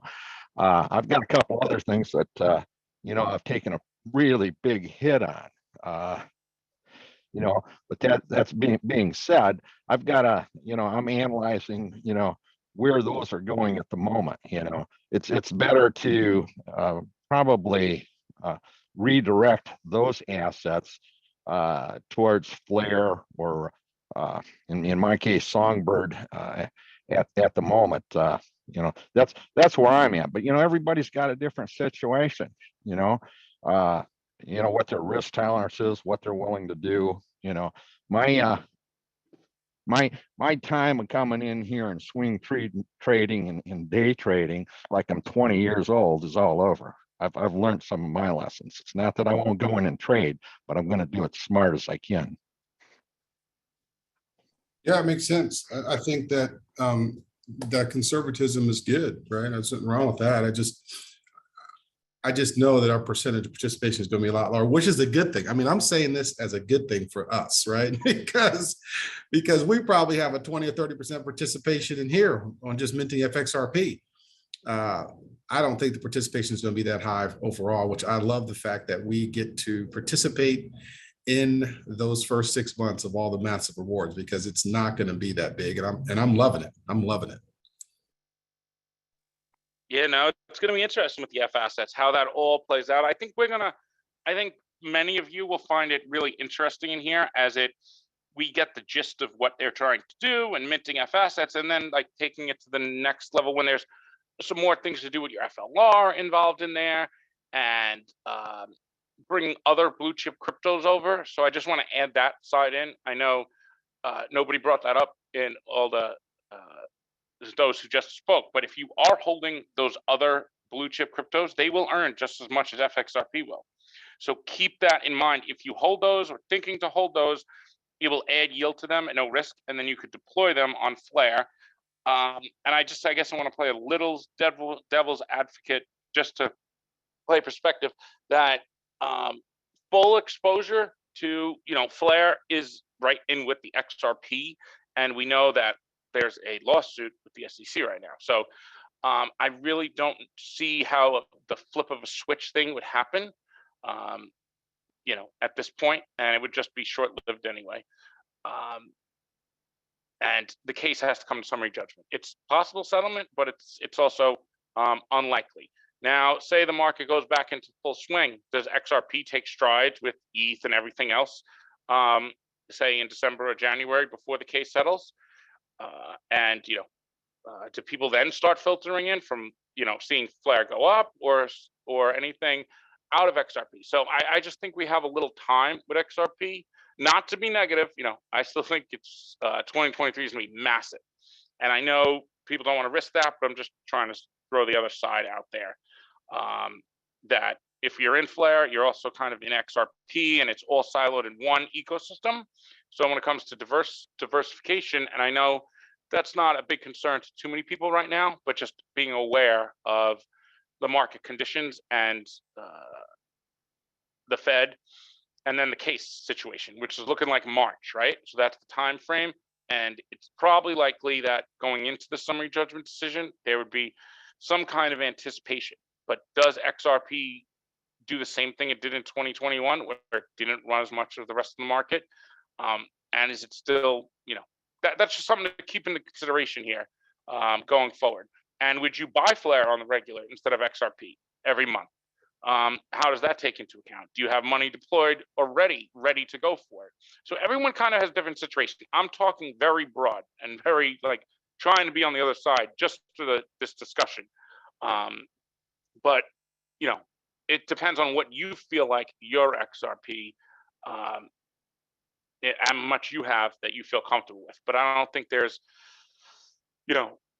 we have to just say, oh, we can't ever touch that, because if you monitor and you make sure that you could exit from your position in Flare to XRP fairly quickly, and you're sure of that, then I don't foresee any overnight switches getting flipped. So that's just a situation. If you wanted to earn the rewards, I don't think it's out of the realm of possibilities. I know it's not the most popular opinion. I understand people have strong feelings, but everybody's situation's different. So there might be people on here who are not getting the airdrop, and now they want to get Flare, and they've just been only buying XRP. And, that's a decision then they got to make that might be different for somebody else. So, okay, Mickey, the we rewards have will a be hand very up high. here. Scotty B. Hey guys, can you hear me? Hey, Scotty. Hi, Scotty, yes. Yeah, so hello, Mickey, hello, everybody. I just wanted to throw in my 2 cents on the comment of selling XRP. And I think what a lot of people, also need to remember is, how the wealthy do it. They don't sell their assets.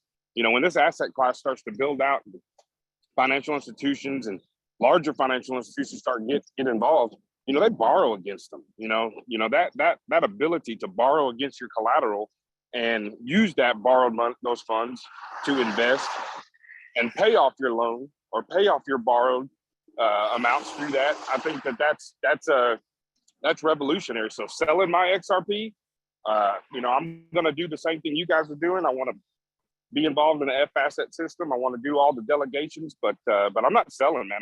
I'm looking for the future, and I want to be able to borrow against those high cap assets. That's my 2 cents. I'm glad you brought that up, actually, because I didn't want to. I've said this before. I've mentioned the borrower, but that is definitely going to play in. So why is that so important with Flare? Because they've built the system so that your monthly distribution and or your FTSO rewards can be directed somewhere. So you could have a loan, auto pay down your loan with every FTSO reward. Say you want only 50% of your FTSO rewards going to pay down your loan every epoch, it will continuously do that and pay off, which will remove risk. So I think we head into what they're doing here, allowing people to utilize that yield to fund projects, to pay down loans. It lowers the risk on certain strategic moves in DeFi where there's typically very high risk, and there's risk of liquidation if you go to borrow at the top and the prices come down, then you got to fill the collateral. But if it's flat like it is right now, and you're just continuously paying off your loan with those FTSO rewards, even if you took 30% of them and then just kept paying it down, you keep lowering the risk, and you still have the exposure to the capital appreciation. Now, I think it gets really interesting when you bring XRP into the mix, like what Steve was saying, what Scotty was saying, with being able to borrow against it.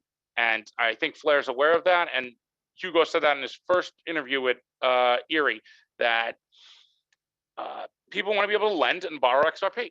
And we've only been able to do that in a custodial way through things like Nexo, which some of us used to have access to, which some of us have access to still.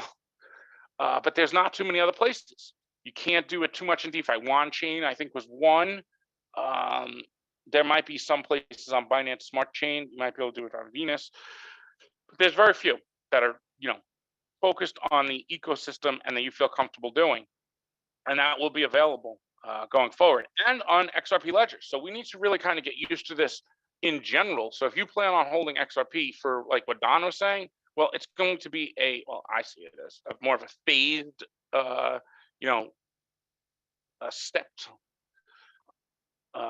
pathway to that, what you believe is going to happen.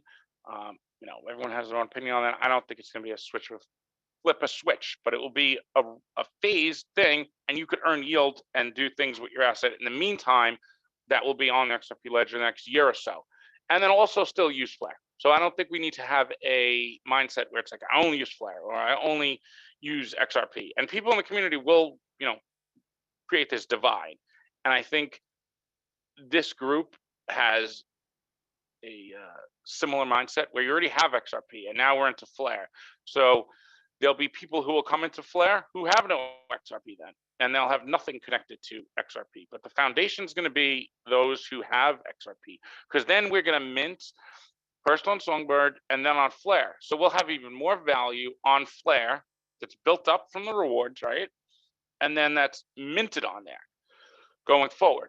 Now, the way to get more value on there is more from the DApp side. So people won't even know they're really bringing something onto FLR, but they're using it in a DApp and they're earning this reward, and it automatically swaps from FLR to this, and it's just being secured by FLR, but they don't even know it. And they think they're on Ethereum or some other cross-chain DApp. That's kind of the future I think we're going to see, and that will drive FLR's price. And then you have these liquidity pools on the XRP ledger, which could swallow up a lot of value, and you might be able to do that and just earn consistent fees and be able to hedge the downward volatility even more going forward. So borrowing in the bear market, I know sounds risky, but it's not like we're at a top and we're going to crash really hard. I mean, yes, it could come down lower, but I think it's careful to borrow when prices are rising and we're at the top. Right before kind of the bear market is where you want to do that, and you always want to leave yourself room. So keep in mind with these auto payback loans, I think they're going to be dApps that will come out and know the market they're gearing for, and we're going to be more conservative and not like DeFi degens borrowing and liquidity providing and dealing with a permanent loss. People are going to be more hesitant to do that. So I think we'll have a good foundation there on FLR, and that will set up the foundation then for XRP, which will have an EVM side chain, which will use probably the same Bifrost wallet. So we'll be going between these things a lot. So we have to look at what's coming in the next year and realize where we're coming from, right? A situation where we're cased, we're suppressed. XRP's price is suppressed right now because it's the only asset they're claiming as security in the top 100. And it's the one with the most utility at the present time regarding institutions and enterprises. That's like a given. So that alone should drive speculation. But now you add in the utility of all these projects, grants, side chains, liquidity hubs, NFT marketplaces. That's going to create the immediate impact probably in 2023. That will just help grow it like Ethereum grew. It just grew faster than Bitcoin when the bull runs happened. that's kind of how I could see XRP playing out in the next 2023, and then add in the institutional. But I don't really see like banks still, buying up billions of XRP or anything like that anytime soon. Now that's long term. Yes, I think we could get there, and manage expectations with Flare. So it's community driven, and it's exactly what everyone I think has the right mindset in here. That it's our opportunity, and it's almost like we have an advantage because we know that most of the community is not going to catch up right away. But they're fast learners, though. I don't want to underestimate, because when somebody sees somebody else holding the same asset and they're making all this, then they're gonna be like, well, why can't I do that? And then they'll figure out how to do it really fast. So I think we need to keep a watch on the community, as everyone, I don't take what they say on Twitter for a grain of salt, some people, but it's a good idea to get a sense of what the community's thinking, and how much sentiment there is for positive buying. So David H. writes, Mickey, when you look at the conclusion in that IMF report, it's important to see they are urging the global regulatory collaboration to create a level playing field, especially in jurisdictions where crypto is systemic. Please review. This is very important for the future, also going forward. I agree. The IMF report was much more positive than the FSOC. So they clearly going after different targets. The FSOC was just straight negative. But yeah, we need some kind of global standards across jurisdictions, as long as they're not too restrictive. I just feel like those agencies want, like what Steve was saying, they want to just preserve, like they want to say, okay, we're gonna regulate, and we want it to be not systemically risky, and not interconnecting the network and connecting the systems is like they're gonna have two parallel systems for a while if they're trying to, avoid the systemic risk. And I don't know how it could be avoided. I mean, what do you think, David? You want to speak on that more, if you can? Yeah, sure, Mickey. So, I've been listening to all of this, and I'm just very curious of how all the banks and credit unions and those types of custodians are feeling about all of this, because I'm sure they want a piece of this pie. They want to be able to offer these services to their clients, right?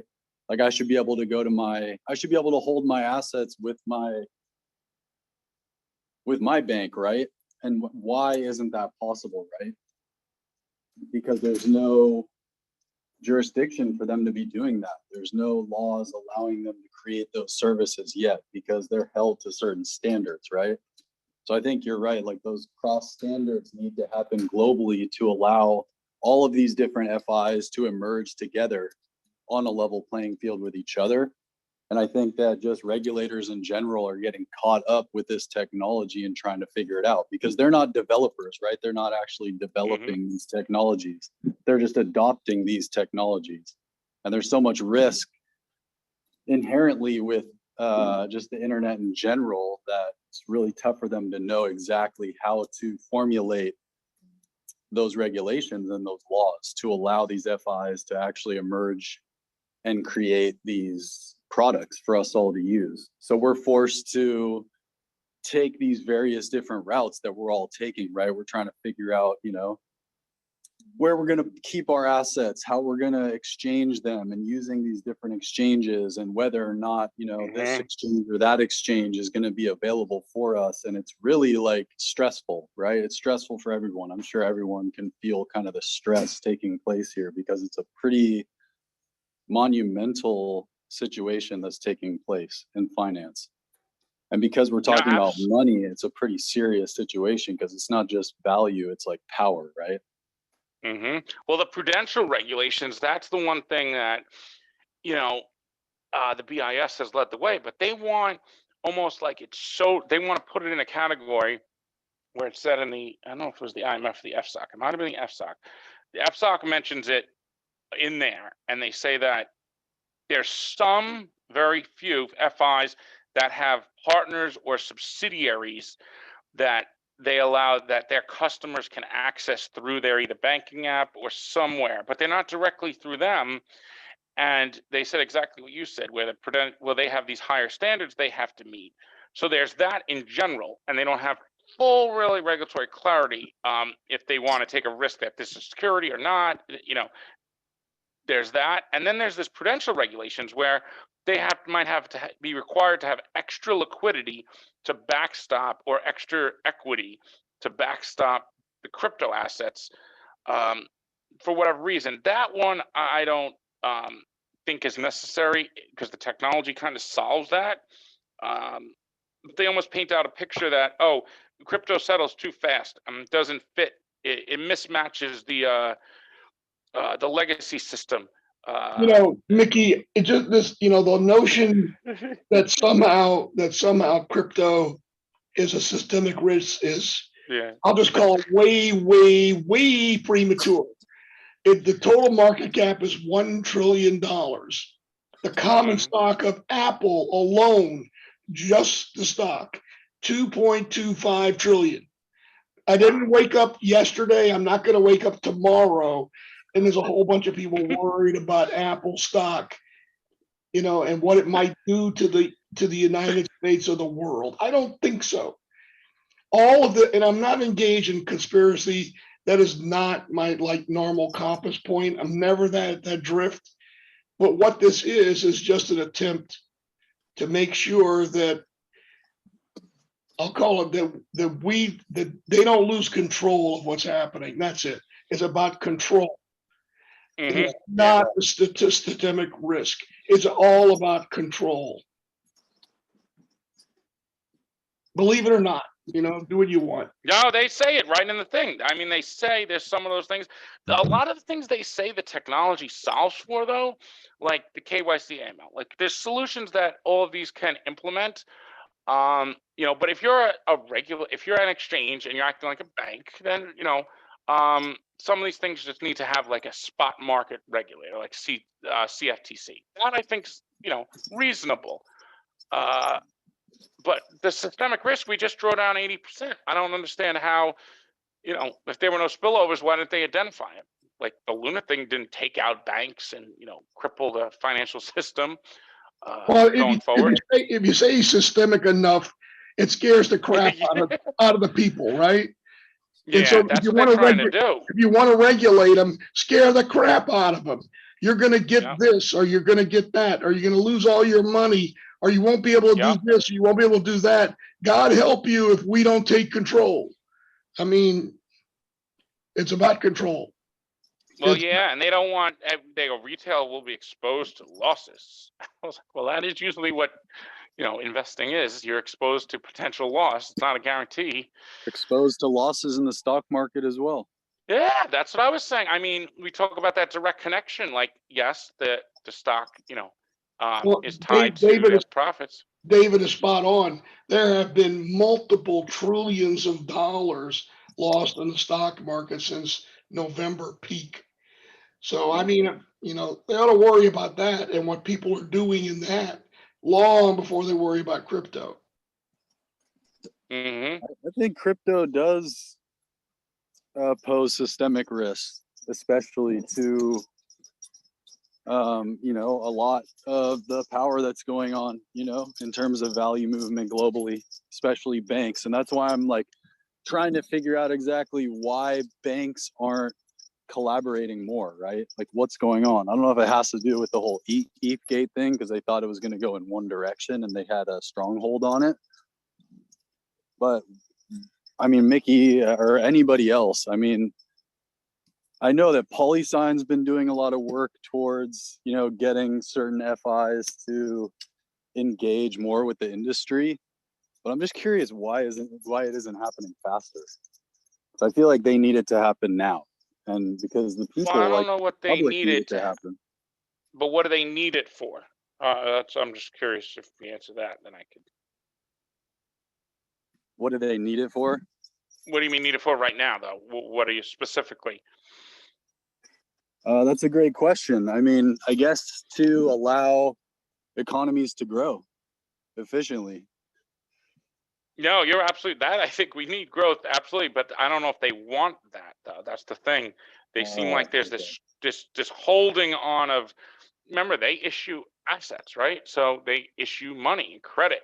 So I feel like even though there is a side of these banks that want innovation and they want to, be at the forefront of the new thing, JP Morgan's hiring 1,000, trying to hire 1,000 developers. Now, they're going to have a difficult time trying to hire 1,000 developers, I think, because not everyone's going to come out of college and want to run to JP Morgan to be a developer when they could get equity in startups and other things.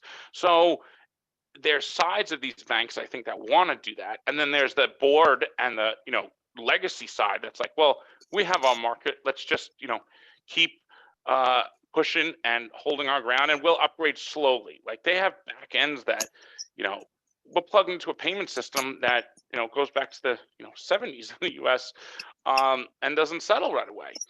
Well, maybe that's why Ripple's in this SEC bind, because they targeted smaller FIs, right? That were kind of under under the scrutiny of these larger bank institutions, right? Weren't these like and they're also offering the plug and play to all these payment providers, service things. They're going to offer that. Right. Whatever you think you could get through a banking app will come through, or an exchange will be able to come through your Venmo right now and all those things, but even more access. Then you get the DApp store, and then you could connect people in, in a compliant way. And you would never know that if you read the FSOC thing, though, or IMF, but that's all taking place. It's very bizarre, yeah. Yeah, it's. I think some will lead the way, though, Brian. I think they'll see, like look at Cowen. They're the only one that I was able to see that was a larger investment bank that's actually holding crypto on their books, and went all in on the investment policy sign. That's a very conservative platform to us, but for the banks and other things, we don't know what's going on in the U.S. Behind the scenes. But look at SBI; like they've been building. They give XRP back to their customers, but the Japanese population's not into it as the U.S. population is. Right? The U.S. has more demand from the population, but the regulations aren't there. There's no legal framework, so the accounting. The bank's compliance officer saying, well, if you offer this crypto as this security, is it going to come back and bite us? And then the OCC. So there's this other soft bullying they were describing it as, where now if they start offering service like crypto, now they don't get as much credit, or they get a higher risk profile put on them. So I think there's that too, that we don't maybe see that's black and white, because we know that happens in other industries. Hey, Mickey, can I just throw something that might be slightly controversial in the ring for you? Oh, controversy? Sure. Love that. Please, V8. I don't think the banks are getting involved in it, because I don't think there's enough money to be made in payments per se.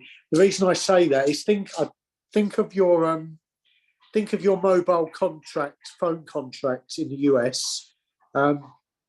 When was the last time you decided, oh, I'm going to choose this mobile phone contract because texts and SMS messages are cheaper, or phone calls are cheaper from this provider to another provider?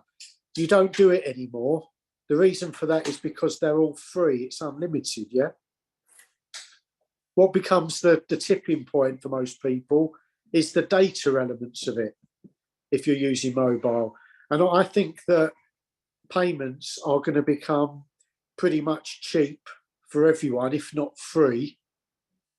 So to your recent research, which has been off the scale I just had, around automated market makers, the different products, the driving of that, I think that that's where all the banks are focusing their time, effort and energy. So take JP Morgan as a good example. Why did they give up Quorum to Consensus, which was around the payment stuff? Because they saw it wasn't going to have enough money in there for them. Why did they decide to concentrate on Onyx, which is their other Ethereum product? Because they want to corner the repo market, because they know that the world is getting more and more into debt. More debt will be issued, more repos need to be done. There's $2.5 trillion being tapped in the overnight repos with the Fed. That's where they concentrated their effort because they're trying to add liquidity rather than payments to the global ecosystem. And I think most of these big banks are either doing that themselves or they've got these little coteries of people that are latching onto them. I can use another coterie as an example called Finality, which I've spoken about before. You've got these little groups which are not interoperable, trying to operate a walled garden because they want to cream the kind of money off the top before it goes mainstream. And I've not even started speaking about what BlackRock, Fidelity, and other global fund managers might be doing, because I think that it's a given that payments are going to happen, whether or not the Fed's on the curve and Fed now next year, because that came around pretty quick that they're going to do something now, even if it's the domestic system. So I think that's where I think this is going. I'm not saying payments are not important.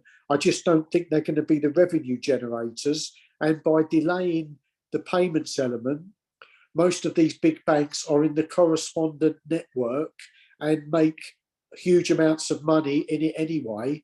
And as they stop making money, I don't think they replace it with a similar kind of product offering. It's going to be vastly different. Hey, sorry, hey, V8, can I jump in here? I agree with a lot of what you just said. One of the things, though, that I do have to point out that a lot of people really aren't aware of, in terms of finality and, these other private networks being walled gardens, we're actually watching that change. And there's a lot of fundamental analysis out there that shows that, finality and, Corda and a few others actually interoperate with other ecosystems via DLT API gateways. And so what we're seeing is we're seeing multi-chain applications between private networks. Specifically, Finality recently tweeted that they just collaborated in the development of the DTCC's Project Ion platform, and they used an Ethereum-based system connecting to their Corda DLT. So we're actually seeing multi-chain applications being built on private networks on the back end. And I think a lot of that isn't going to necessarily flow into, the revenue for public blockchain. I think you're going to see it as, people are making money on software as a service on these private ledgers. So I agree with a lot of what you're saying, but the walled gardens, that's kind of moot, in my opinion now, from what we're seeing, because there's just so much. I mean, even Finality and Fintium recently just did multi-DLT applications, and then you have LackChain doing multi-DLT applications. So it's happening. The walled gardens are gone with these API gateways, and you're even seeing like Swift do API gateways. So there's a lot going on in the background there, but I'm just seeing for lack of a better term, shit ton of development on these private networks via multi-chain applications. So I just want to throw that in there. Yeah, no, it's great points. But the thing I'd watch in that is who is driving and where is the liquidity coming from? Because some of these, you get that interoperability with different chains, but where is that liquidity being housed? So the good example is you've got the 5 big currencies on Finality: sterling, dollars, Canada, euro, and Japanese yen. The sterling one looks like it's coming off the blocks first, and the sterling one will have a very much a walled garden around the liquidity and how that liquidity moves between the people that are members of that network. It won't be as interoperable as an open walled garden would have you think. So just be mindful of that element as well. It's the old saying, all pigs are equal, but some pigs are more equal than others. Gotcha. Thank you.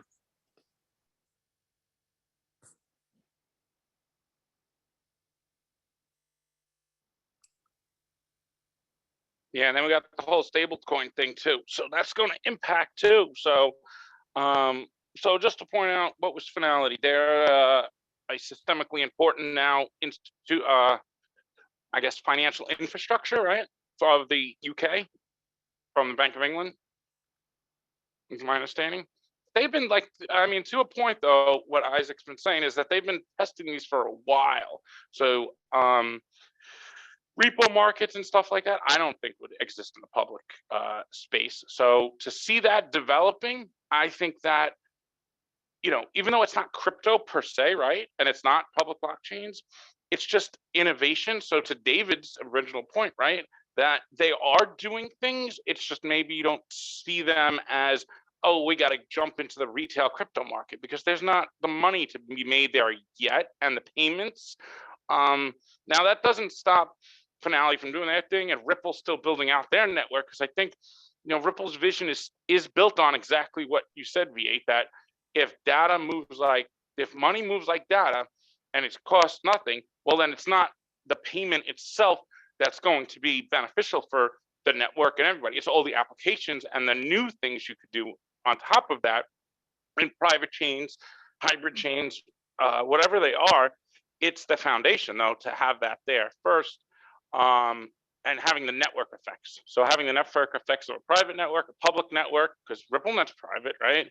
So having that integration then, and then being the first to kind of do that, is JPM kind of just mimicking what RippleNet's doing, and they got rid of the quarter thing and just joined one of those other private chains? Like, did they separate them and go more to like institutional, like repo, things that retail's not involved with anyway, and DTCC and all that? And then what is Onyx then? That's what I'm kind of confused about when you were saying that, V8. Onyx is a pure repo refinancing. Oh, it's repo, so it's not payments. Yeah, I haven't looked at that in a while. Yeah, it's pure. Okay. That's what I'm saying about the pivot away from, if you like, the core of blockchain, which was a predominantly what I'd call a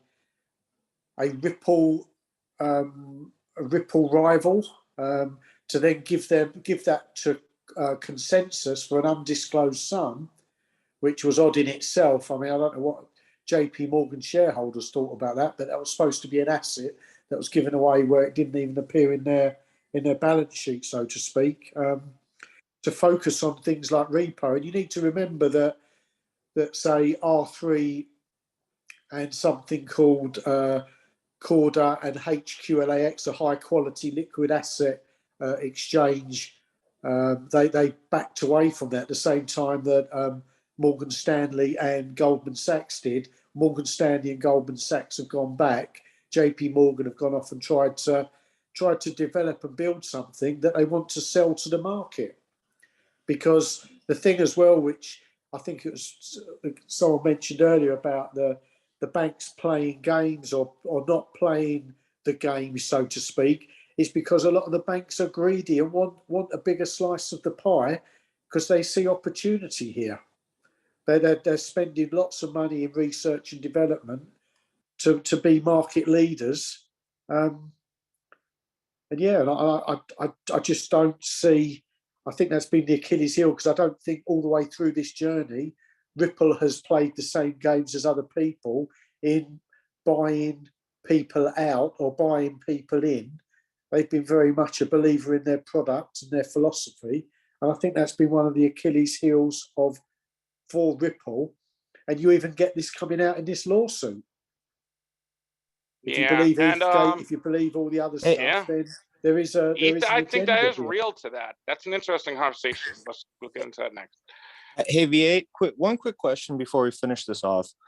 And it's just from my viewpoint, I want to understand a little bit more about your viewpoint, because I look at a lot of these, public permissionless networks, and yes, there's liquidity behind it. And obviously we're going into an area with squirrely financial economics. But, currently in terms of, where the world's money is, I feel like a lot of the liquidity is actually in, for instance, dollars in these currencies. So I'm just trying to understand. I think that's what he meant. Okay, gotcha. Because I think if you ask him though, that's what I think he meant. Yeah, because I'm just trying to see, for instance, a lot of these back end products between banks, they need the liquidity. But if they hold all the dollars and all the sterling and all the pounds, and if they hold all the euros, I mean, essentially they have their own liquidity pool, which we're all beholden to at this moment, because technically we are part of the legacy financial system. So that's just my thought, and hopefully you can clarify.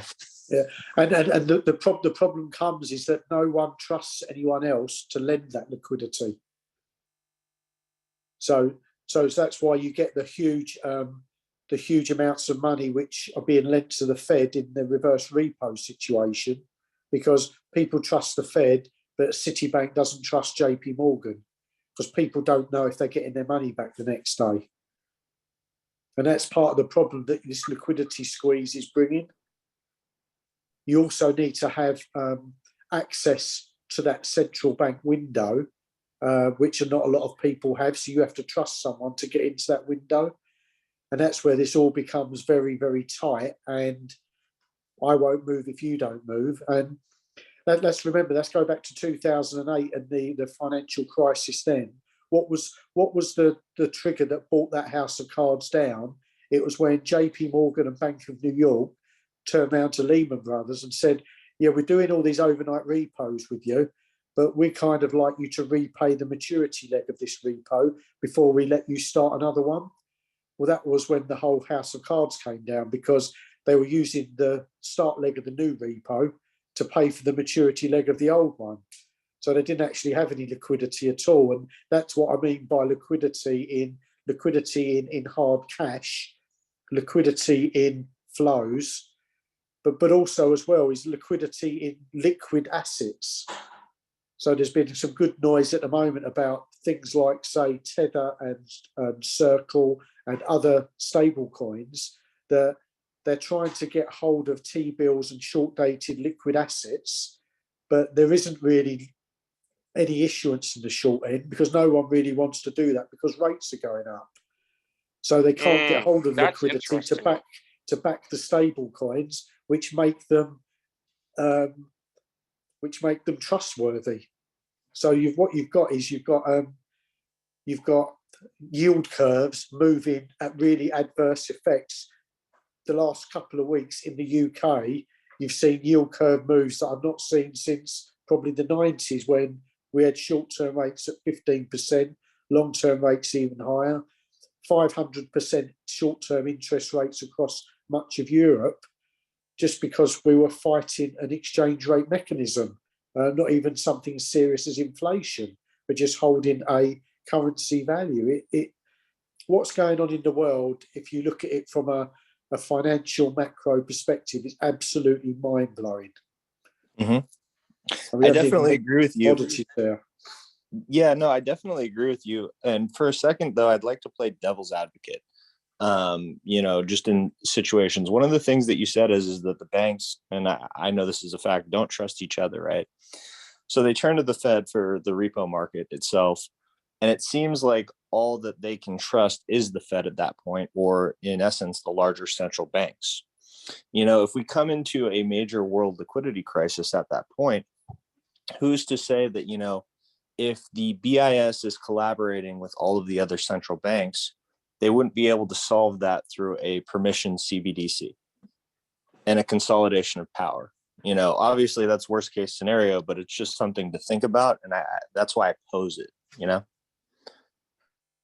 But then in that's where I think the beauty of XRP comes in, because when you look at, I was reading an article today where it's not even that Russia doesn't trust US doesn't trust China.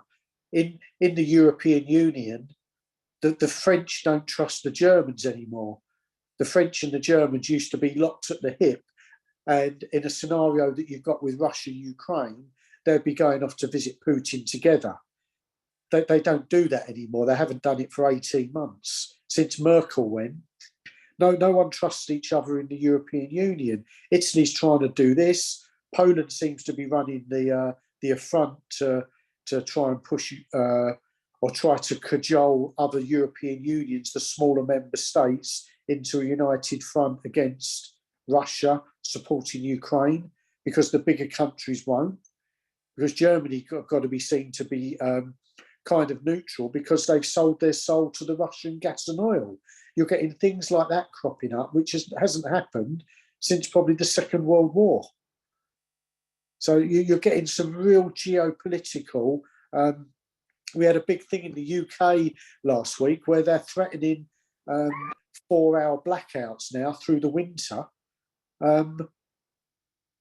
which has scared the hell out of Joe Public in the UK. And the government have come out 2 days later and said, we were never thinking of this. This isn't going to happen, because the government are kind of leaking stories to see what the public outcry is. And then it's a sort of a win-win for them, because they can turn around and say this was never going to happen, and they're seen as the white knight, as opposed to what they did on taxation 2 weeks ago, which was a huge clusterfuck in my opinion, and they've had to backtrack on that already. And this is just not, I've been in the banking industry for 35 years and I've never seen the turmoil going on in the world. Adding the conspiracy things that have happened over the last 2 to 3 years around C19, and you like take a step back and you think, what is going on here? Yeah, no, I Hey, definitely you agree guys with mind you. if I jump in here for a minute? Can't have to take off for a minute, but so going back to, I forget who said it all the way back, about, you know, it not being a systemic risk with crypto. I kind of think it's a systemic risk not to consider crypto as a long-term solution. And you guys led into my point for like the last 15 minutes, so it was a great conversation. The BRICS nations is what scares the shit out of me, because, you know, you have them China is doing the exact same thing that the United States did, you know, 100 years ago, 50 years ago, where they're pushing their currency on the rest of the world and having everything priced in the yuan. And that's what the Russia, China, Iran, you know, all those BRICS nations are all getting involved with it, and they're creating their own world reserve currency right now. So, you know, with XRP being a neutral asset, that's kind of where I think it's a little bit bigger than payments as well. I do think that it's a little bit bigger. So I think the central banks should be panicking over this, because there needs to be an asset in the middle that can move liquidity, right? What does Ripple talk about all the time? It's not really payments anymore. It's all about liquidity and the internet of value. So with RippleNet trying to create the internet of value, and liquidity being probably the biggest risk right now, which is why everybody turns to the Fed, I think it's a mistake to not consider a neutral asset that everybody can trust and do business. It's the only way I see us not to go into such a deep conversation here, but VA touched on it, not to get into World War III, because, you know, Saudi Arabia right now, what are they doing? They're not really our allies anymore. The petrodollar looks to be at the biggest risk since its creation. So I do think that it's bigger than payments. My opinion on the systemic risk conversation that we had earlier is, yeah, it's only a $1 trillion industry right now. But I think the more systemic risk is the dollar collapsing on itself. You know, the liquidity issue right now, we are in a liquidity crisis, and nobody's really talking about it, really, except outside of our group here and the occasional YouTube guys. But nobody on the news is talking about the overwhelming printing of money that the Federal Reserve is doing right now. So I think inflation is probably the biggest systemic risk. Those are just my 2 cents.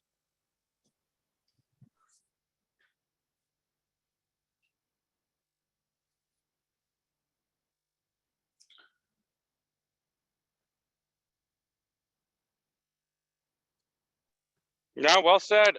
Speaking of systemic risk, one thing that is, to both Isaac and VA's point, is these stable coins. So they drain, and yours, Brian, liquidity, taking from short-term repo. So they pull out the bank deposits, and, you know, if Circle grew, say, 10 times USDC, I don't think that we have the infrastructure to support that. It would only add to a liquidity crisis. So this is why I think that stablecoin regulations has been like the past 3, 4, 5 months talking. Nothing has got done, because I think it's a deeper conversation than just oh, do we regulate the crypto side? It's almost like, well, where's the short-term repo side, right? So I just found a PDF here that goes into that a little more, and the effect that interest rates have had now on that with raising them, going further. But how do you solve that? And remember, Ripple said that we were doing a proof of concept with the bank in the US that was testing like they had a bank account at the Fed. And that would probably, I mean, I feel like that's the hybrid in between a full-blown CBDC and kind of like what we have now with USDC. If right, V8, if they had an account at the Fed with actual reserves instead of, say, bank deposits, or what other way is created that something like that is created to a short-term repo market that's maybe built on blockchain, is to help provide liquidity for those stable coins so they don't create a systemic risk. But the FSOC, tried to say that payments for stable coins is like booming and stuff, and I don't see anyone using stable coins for payments anywhere. Yeah. Yeah, Mickey, I had a question. I have a question. All this talk about payments not being very productive as far as revenue, what does that mean for XRP, since some of the value of XRP is predicated upon the payments, them making the payment structure throughout the world? Well, payments are still needed. It's just not that's like the only focus. That's like what is at the core of the internet value and everything they're building, but that's not where they're not going to just use it to make payments, to make remittance payments. There's reasons for different supply chain, trade finance. Like there's all these other applications that can be built on top of payments. So I don't personally think it takes away too much anything. Remittances will still happen. The banks are just focusing on different things. I don't think it changes the amount of payments that are sent. I don't think it decreases, the volume. And just to clarify what I meant, what I said is that I don't think they're any less important, and I don't think there'll be any less value moved. But the core interest is in the products that drive the payments. Yeah, you got products. So when you get the, say, 125 trillion in capital markets, 100 trillion in equities, 650 trillion in value of property, 2.5 quadrillion of derivatives, all of those will drive a payment. And what I'm saying is like with mobile phone and data, is that it doesn't become the driver of the offering. The offering will become just part of the deal. That's not the thing that they're going to be trying to invest in and develop, because it won't give them the lion's share that they want. They want to get they want to move what they're involved in further down the value chain, so they're a driver of the payment rather than the payment being the product.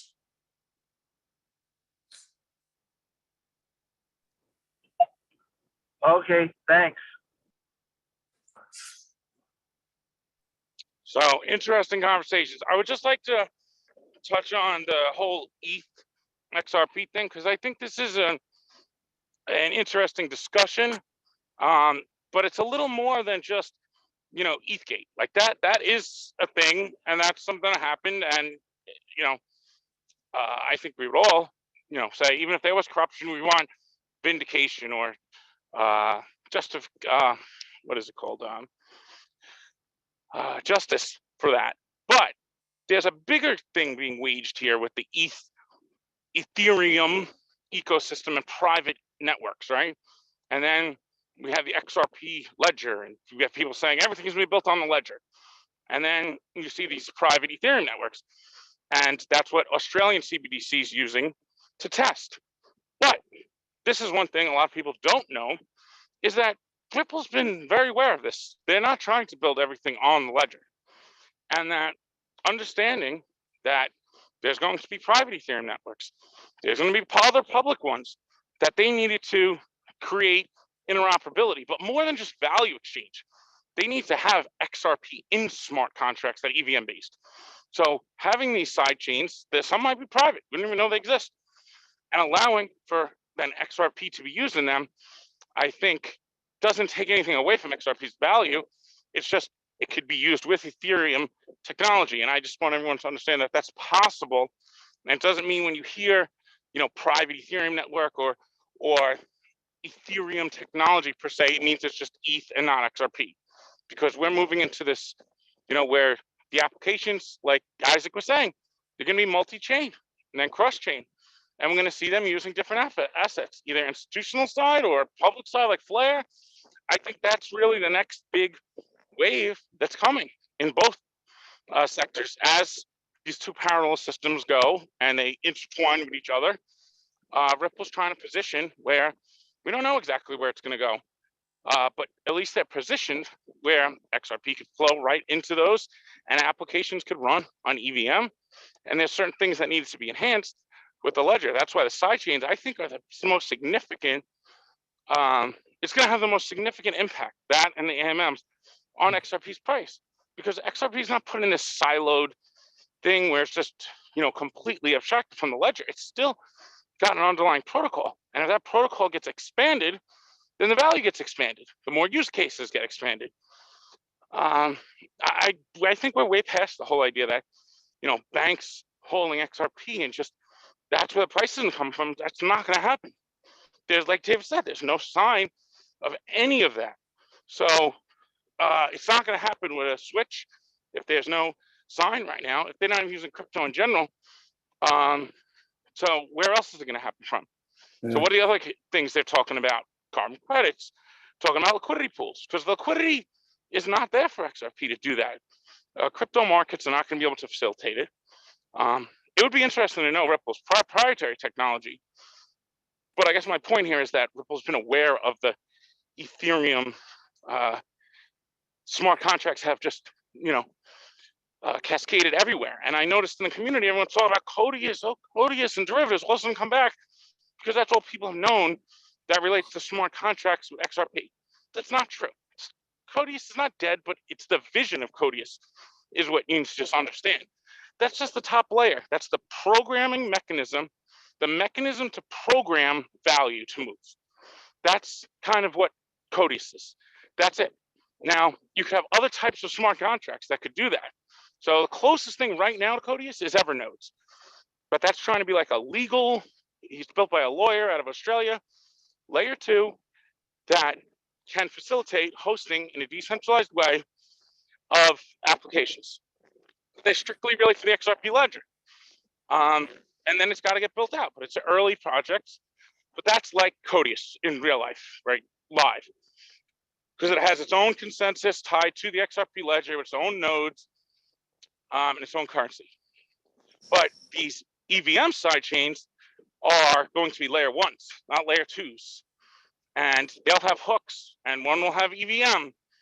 And I think that's where we're seeing Ripple kind of expanding to, because they're building for the future, not for right now, and not for 2018's, you know, banks can hold XRP. They're just not. I mean, now with prudential regulations where they have them holding more assets on the books than the crypto they hold just to back the crypto. I mean, it's just, I don't see that direction happening. ODL, I still think expands, but Ripple's pivoted back and said, hey, we need to take a stronghold in crypto or else we're, you know, then XRP is going to, you know, not just be institutional only. They already went that route, got some piece of the pie, but there's only so much you could take when everything else is an account-based system. And if things like repo and those are the first, you know, beginnings of institutional blockchain and crypto and tokenization, then that be it. You know, that's where we'll start. I think carbon credits are another good spot where you could see like a little flurry of adoption and build out, because it's a very inefficient market that has a lot of friction. And that's what Brad Garlinghouse said, friction. Wherever there's the most friction, they're going to try and hit first. But then you got to create those network effects at some point. And, you know, you're going to do it as a small little consortium, or you're going to do it as just, you know, all different modular pieces connected together.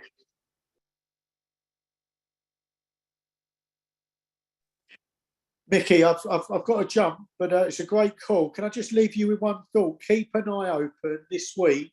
It's Cybos, the Swift convention in Amsterdam. When I've looked through the the various different plenary sessions, there are some big names talking this week from banks. And I think it'll be really interesting as to what gets announced, what gets revealed, and you might start to see partnerships starting to come out and what have you.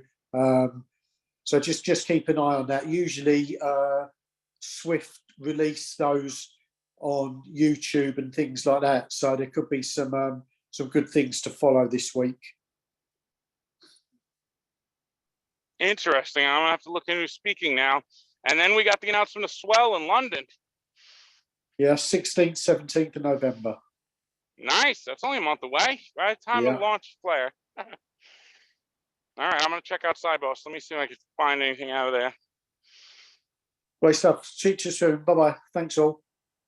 Thank you, V8. Always a pleasure. Cheers. And thanks for the insights. Bye. Great conversations, everyone, today. Anyone else got any questions, thoughts, comments, statements, opinions?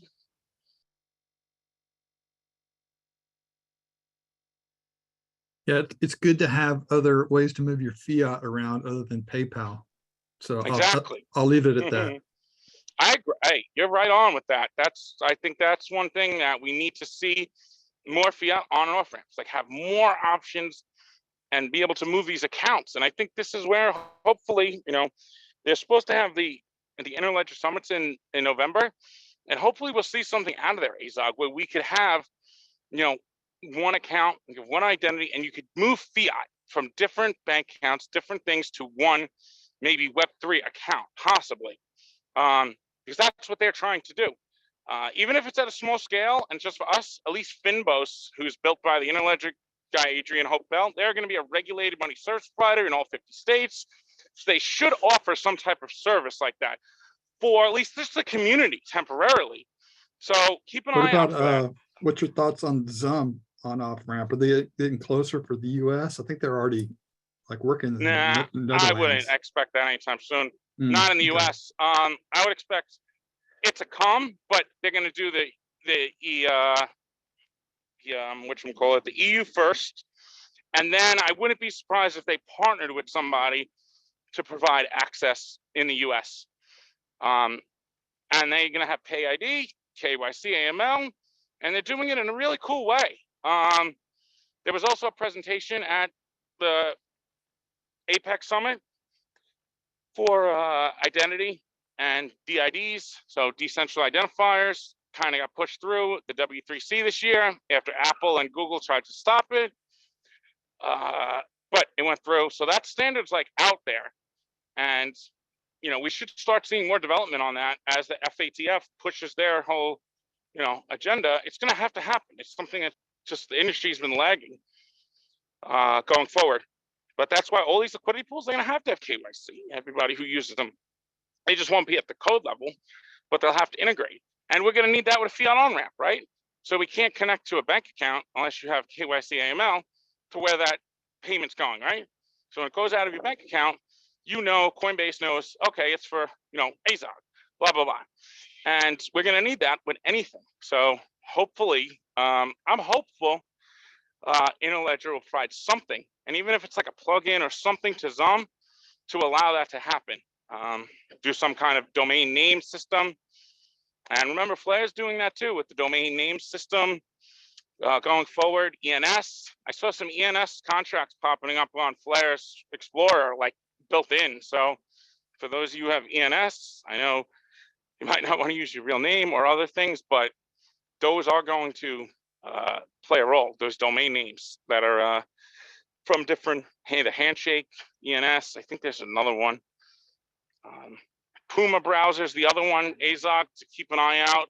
That's like Web3 based, because how are we going to integrate? Like Zum's not going to be able to tap into, say, well, it might actually, because with Zum now, I noticed if anyone's seen, you could go to other pages and it will connect to Zum then. And it just says either scan or approve and the Zum, like when you go to XRP services. So you don't have to put it in the browser on your phone. It like automatically pulls up Zum then. So in some ways, it's almost easier than Bifrost, but it's not as like closed in where you just have that wallet and you have your window. Some's a little different, but he's expanding. I mean, I love what they're doing with the DApp store. I think that is a brilliant idea. Even our buddy Charles Hodgins, I know you guys are big fans of right now. He started the XRP community. Said DApp store is kind of the route. You know, we're going to see this, something like what Apple has, but that's more open. You know, that's, I think we'll see on Flare, XRP, and then hopefully multi-chain, at least for us immediately. And then maybe have an on-ramp for fiat and to the bank accounts without having to use like PayPal or Coinbase or BitTrue. Those are like in the next year, I think we could see happening. You know, I would be happy with that. If we had a app store and we had a fiat on and off ramp, that would make a significant difference in like the everyday ease of use, functionality, and then maybe some delegation service for some security that could shard your keys. And if no one entity really has it, but if you need to get it back, you know that you can, and it's never lost forever. Like that's the assurances that I think the industry and the community really needs. So keep an eye out. That's like the PolySign side of things. But speaking on the ETH thing, like they're already integrated through the root network and SenseNet, everything they're doing there.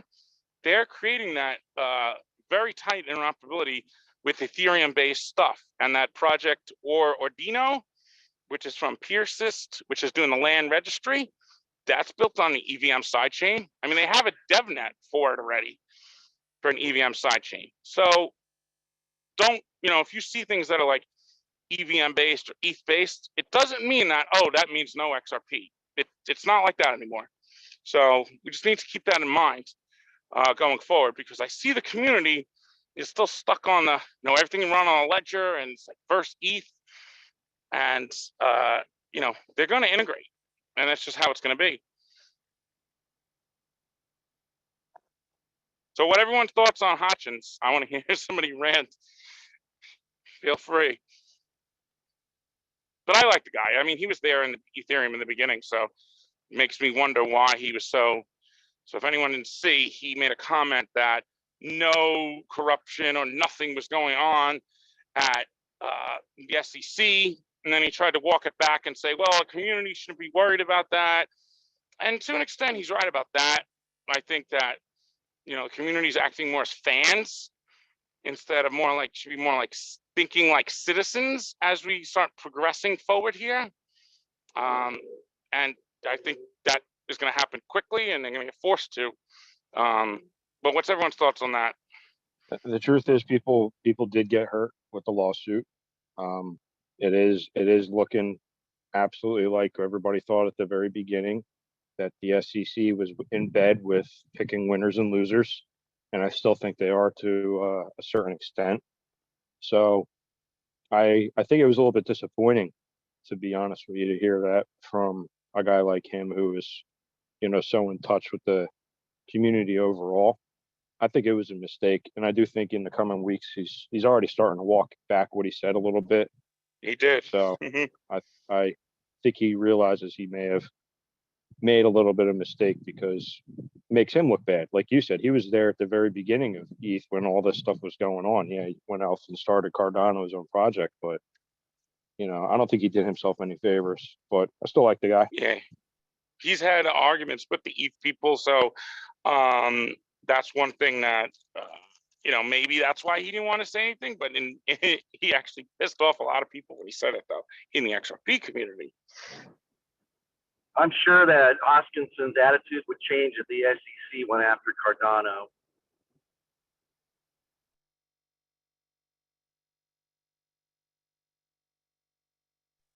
Oh yeah, absolutely. Even though they had an ICO, it wasn't as bad as ETH's. It still was an ICO though. So yeah, he's got to watch what he says. To, you know, when you're talking to these different communities, you can say different things. I think he learned his lesson.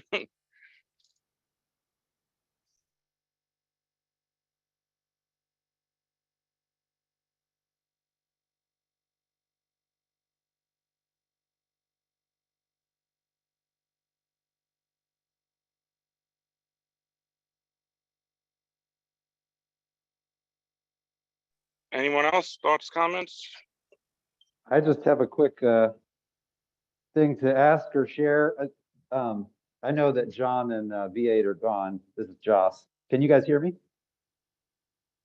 Yeah, we can hear you, Joss. Yes, I hear. But I just thought the point that BSEC brought up about world reserve currency and the way that the global powers are shifting, and that the defensive actions are maybe more about that than, you know, where the money's going to be made. It's more of a, I mean, V8 was saying it was more of a power thing, but that's probably for a future conversation. I just felt like I sort of felt like, yeah, BSEC's sort of thesis there struck me. I've been thinking a lot that same way, and just wondering, I was kind of wondering what V8's response would be, but maybe you have an opinion on that, Mickey.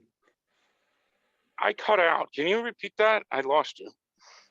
Oh, sorry. I'm sorry. Can you repeat it? I can hear you now. Yeah, no problem.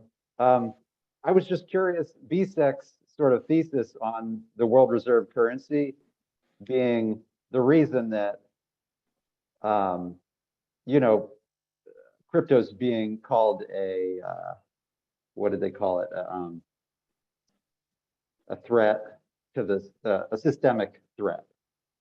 And that John and V8, can you guys still hear me? Yeah, you sound good over I hear here. you. You're good now. Yeah, John and V8 were suggesting it wasn't a systemic threat, you know, and it seemed like it set up a really interesting sort of debate of ideas there, and I didn't see any resolution because we kind of moved on to other things. And I don't know, I guess I'm curious to hear. Well, the reserve currency on the US side, or creating a new reserve currency? Right. Well, basically that the US has the reserve currency and it's being challenged by China and all these other things that are roiling the whole system right now. But so basically John and V8 were saying it wasn't really a systemic threat, and that was just a way to stamp it down to get people scared. But it does seem like, you know, BSEC's idea that, well, in this environment where the world reserve currency is being challenged, that potentially it is a systemic threat to that. Yeah, but it's really not being challenged though. I mean, what are we, 1 trillion, and there's not too many payments being moved through though? Mickey, it's not being challenged by crypto. My point was it's being challenged by Oh, China. globally. I got you. Yeah. Okay. So It's a yes, global, it's a global question. mess with the digital yuan. They're putting the pressure on everybody to use that and price it. I mean, they built a 4,000-mile rail system from every city. Yeah, but out of nobody's Beijing. here's the only problem I have with that is that it's not necessarily just the asset, it's the infrastructure. So Josh, to your point, and Brian, that I don't think the US is going to want retail or any citizens going into a social credit score that China uses. Now, China might get some countries in there from trade, but if China was smart, they would create like a open standard for their Chinese CBDC to use internationally. Because if they try to bring them in onto their social credit score and collect all the data internationally, I mean, that's, I just don't see how the globe goes along with that, and especially Western countries, that China could see all the transactions. Because right now, when you send things, it's just a debit and credit. The data doesn't go with the asset, but now the data is going to go with the asset. And whatever transaction is happening, we need privacy. And that's, I think, going to be a big concern. And I know the BIS has said this. They talk all about privacy when it comes to institutional side, but then they just like overlook it when it's retail. But I think that's going to push that. The US needs the stable coins. I still think we have this lead, Brian, where the majority of stable coins and everything out there is still USD. And, you know, that's what they should look at as an advantage right now. If they tried to make a CBDC and crush stable coins, I think that would create a cascading effect of just hurting the US. If anything, stable coins do hurt, you know, the liquidity situation, but they also extend the dollar's use, like Tether being used in China for withdrawals and other things. So I think the US needs to embrace the stable coins and just create a framework where we can have these private stable coins and not try to create some Chinese version of the dollar. And I think that would be the worst scenario.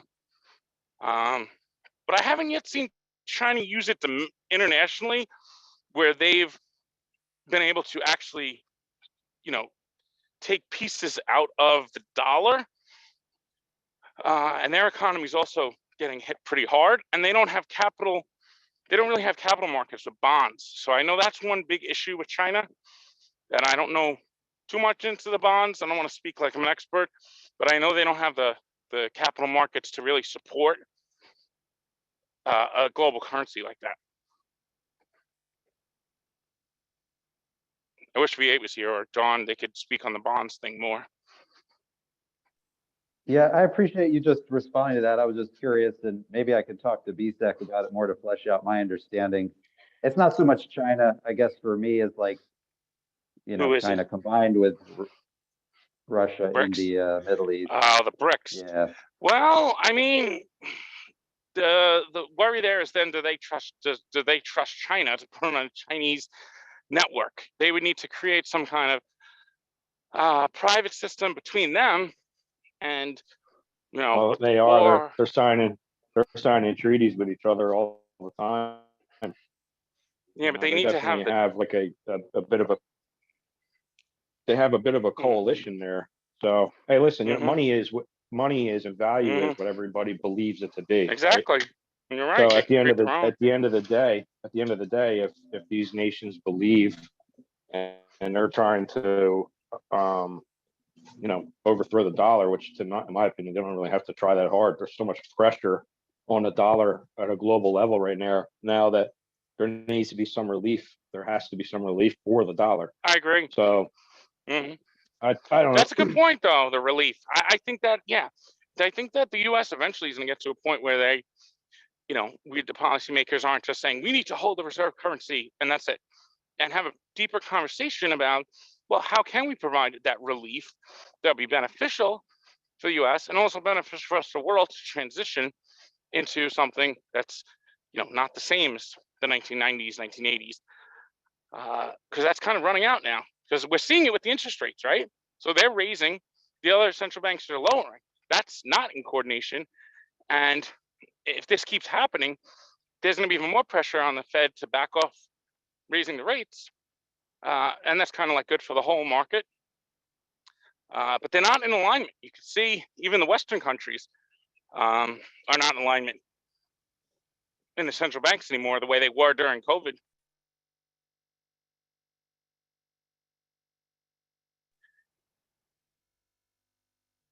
But we should see with the stablecoin thing, I think that's still at the heart of everything. That ties into everything we've talked about. The international ties into the repo, and it ties into crypto, right? So that's kind of like the core. I think that'll be the focus in early 2023 in the US, and then everyone will follow from there. I don't see that being a global thing. Mickey, what impact do you think the World Economic Forum is going to have on XRP? Because Ripple's kind of in with them. Yeah, they are. Well, they're there as a place of the who's who to meet people. But they don't really control anything. They have a lot of influence, though. But I think just because they're there or partnered with them, they provide a lot of information and research and economic stuff for a lot of these countries to educate. And I think it's really an educational thing. But there's nothing in Ripple's vision and what they've set out to do that's wavered in any way that would make me hesitant that, oh, we're going to close source the ledger, or we're going to, do certain things that the World Economic Forum, tries to influence other countries to do. So I think they still have their morals, and the board of directors, Yeah, that's good, because there's a bunch of evil people there. I know. So I think they do it just for exposure. But, I don't think Ripple's really trying to get political with all that. Because if you take a side or a stance, and they tried, I feel like, to get inside and make a change thing, and they made some progress, but I think they've realized that that's not, let's double down on that. They didn't, right? They did pivot, let's get more use cases, and let's get crypto liquidity. They didn't double down and say, hey, let's create a repo market and all those things. They saw that was already doing, and they pivoted back to what, when this case is clarity, that's what it's going to be, driving an ecosystem. Yeah. Okay. Thanks. Yeah, I still think we just got some, like, there's the infrastructure is not set up for, blockchain to take over the world and, new financial system. I think the new financial system is being built right here. They're experimenting on it. I don't think it's coming from central banks. They might have their own side and it will all mesh together, but they're not leading in the way. But they're at least getting familiar, which I think is necessary, with everything they're doing. Got to collapse first for there to be a new system. Yeah, I think makes sense. I mean, how long did they kick the can down the road, though? I mean, it seems like every time we think that, and it's like, yeah, another thing, right?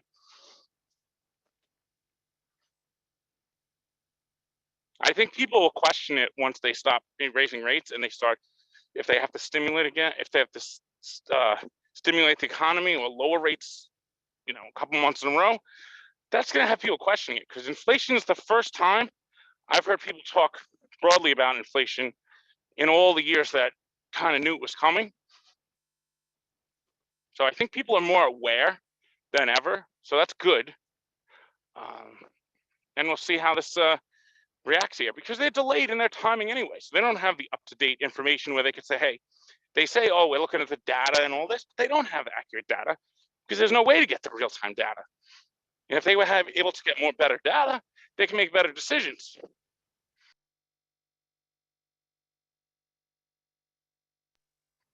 We're almost like, some people do say that we'll get to more centralized, like what Isaac was getting at, they just try to collapse the central banks into one, which kind of could happen, but then you got, like, they don't trust each other, that issue. And then you got the governments. So we got central banks, then we got the governments themselves.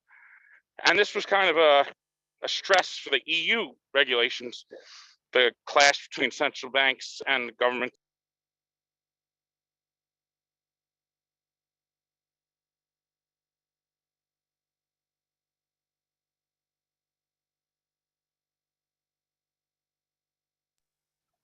All right, any other final thoughts? We're at 2 o'clock.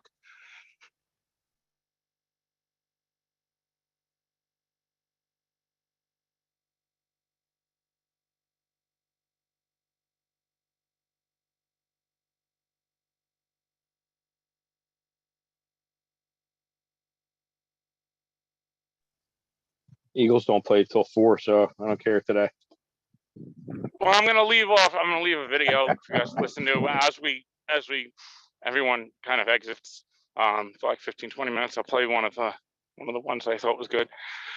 Because, man, going through those Apex videos, some of those are boring as hell, and some were just very insightful, and it was hard to tell which one was which. But before we do that, any other thoughts, comments, things they want to, questions, anything?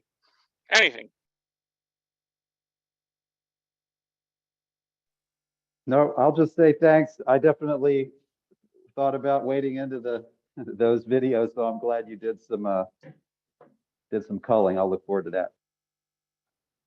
Yeah, some of them, I'm still going through some of them. I didn't finish them all, but I listen to them at like 2 times speed. And then when I find something I think that's interesting, I'll slow it down.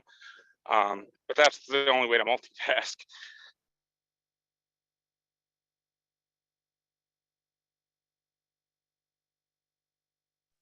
But speaking of, I'll just leave off with this. I think it was still significant just looking at that event.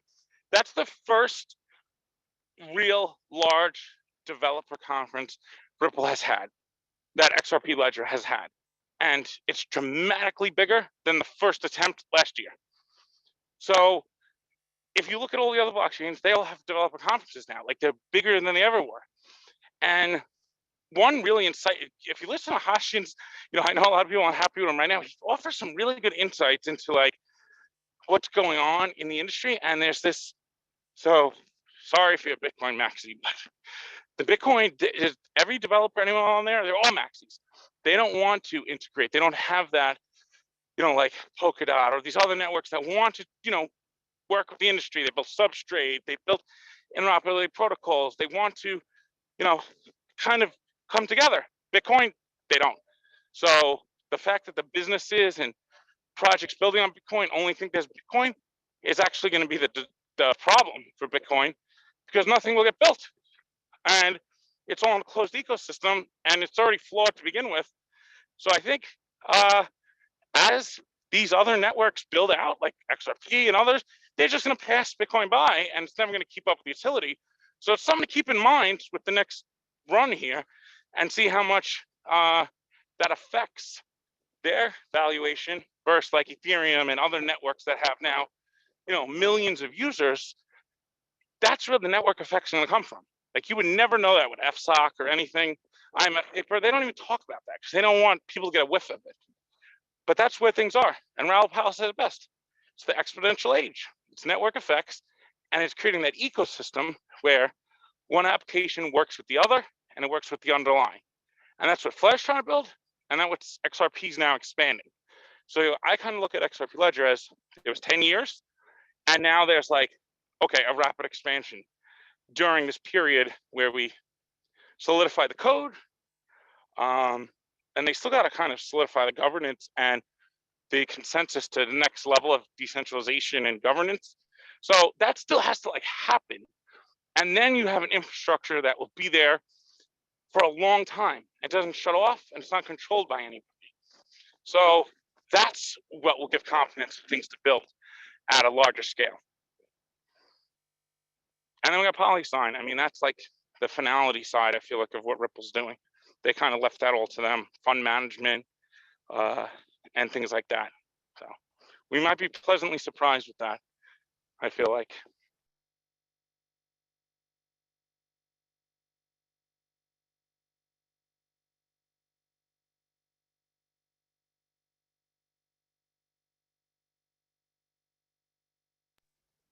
You think PolySign will have a token? I actually do. Not right away, but I think they do. You know why? Because Jack McDonald said, we want to transition from private to hybrid to public. So I don't know how you transition without some type of token, unless they're using XRP in some way. But I think with governance and everything now, and with the value proposition, I think that they're going to be slow to do that. But I think that, yeah, there's something more going on there. It might not be with the secrets blockchain. It might be with the other one that they're building. But yeah, I think that they're open sourcing stuff, it looks like, in their job descriptions. They've never said they'll have a token. I just think there will be one day. Even if it's like a, something that's more regulated, I guess, or more restricted in permissions, but still got some openness to it. It doesn't need to be, full blown, just anonymous and everything. I think there could be some permissions and still get away with having a token. And Finality's kind of on that border too. So they're building on a proof of stake blockchain. And it's like, well, what's the token? And you don't hear anything about it. I tried to look into it. It's called, somewhat an AH is the network they're building on. And they're working with Clearmatics, who's always been a Ripple hater. So as much as that's competition, they're kind of doing something completely different. And I think the financial markets are just huge. So, there's plenty of room for plenty of different things, from trade finance to supply chain, to be successful without one just cornering everything. Even in repo, I think we could see multiple. But I think something's going to pop up in the US for stable coins. If I was Circle, that's what I would work on, instead of trying to push payments. All right, so we're going to leave off with, we're going to listen to David's. This are the parts that weren't in my video.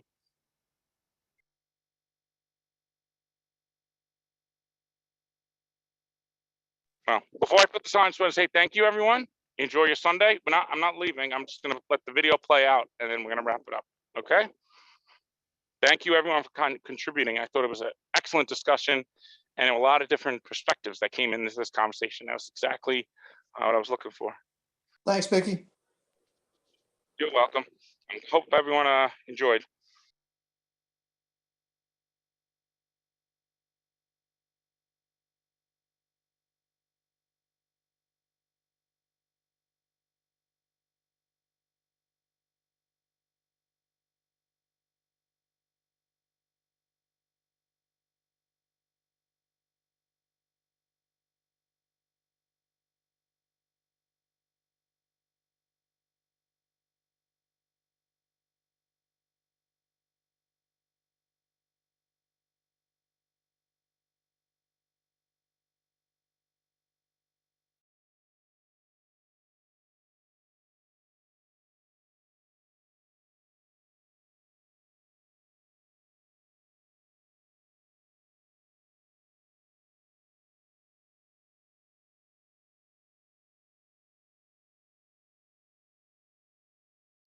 Hang on one second, I'm just finding it.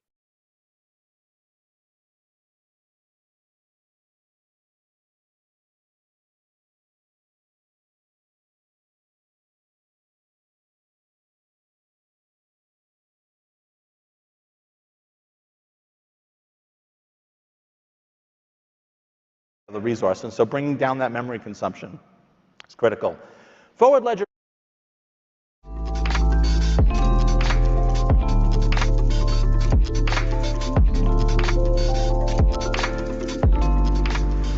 Hi, I'm David Schwartz, CTO of Ripple and one of the original architects of the XRP ledger.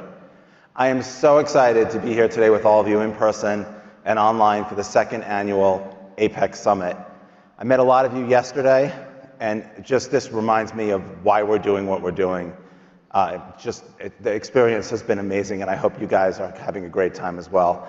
I love coming back to Vegas. I love this venue. It's a bit ironic, finally something in Vegas that appeals to people who are good at math.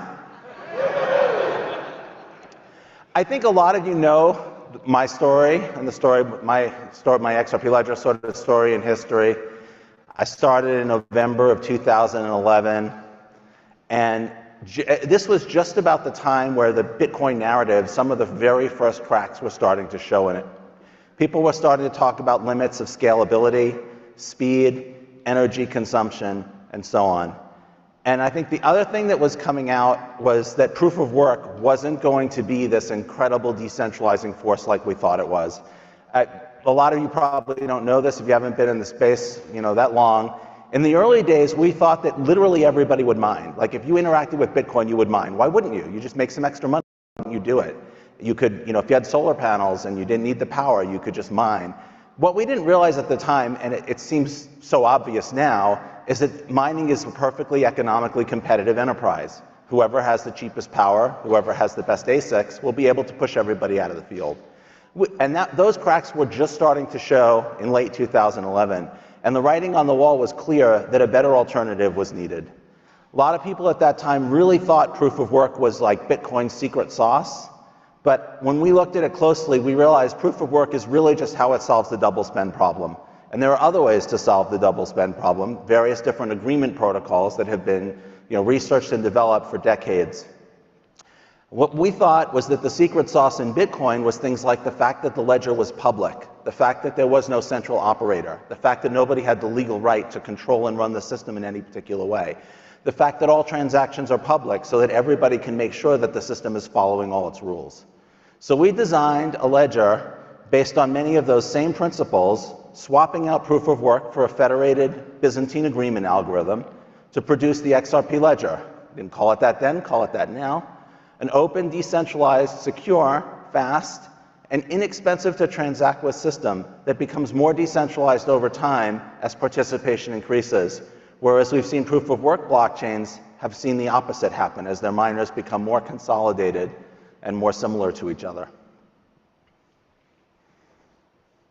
So I want to talk about some of the very basic parameters that we put into the XRP ledger design from the very beginning. I think probably one of the best known features is the fast, cheap transactions. You can confirm a transaction with complete finality in about 5 seconds. And your cost is not just less than a penny, but much, much less than a penny, something like 1,000 transactions for a penny.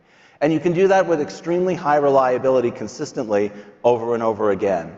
I think 99.99% of the time, a transaction will complete within 10 seconds for 20 drops, which is 20 millionths of an XRP, which is an amount of money that is, a very, very, very tiny fraction of a penny. So what purpose does the XRP ledger serve? So it does the transactions are fast and cheap, but of course, what do the transactions do? Well, the primary function of the XRP ledger is to be the origin and authoritative registrar of XRP ownership. Just like the Bitcoin blockchain's primary and almost only function is to be the authoritative registrar of Bitcoin, right? What can you do with the Bitcoin blockchain? You can move Bitcoin from one place to another. You can hold it, you can send it, you can receive it. The XRP ledger does all those things for XRP. If you want to know who holds how much Bitcoin, the blockchain is the sort of authoritative source. Same for the XRP ledger with XRP. But since 2012, the XRP ledger has supported what we call issued assets. These are tokens that can reflect stable coins, legal obligations, ICOs, or pretty much anything else. Anything that behaves like currency, anything that has value and that you can it's fungible. It's not very good for things like concert tickets where you don't want to have 4.007 concert tickets, right? That doesn't make very much sense. But for things that are fungible, these issued assets provide a very nice interface. They've been used for everything from stable coins, ounces of gold, and even in one case, silver dimes. One of the very first gateways that we had was the silver dime gateway. There was a guy who had a whole bunch of silver dimes, and they're roughly worth their silver value because there's lots and lots of these dimes.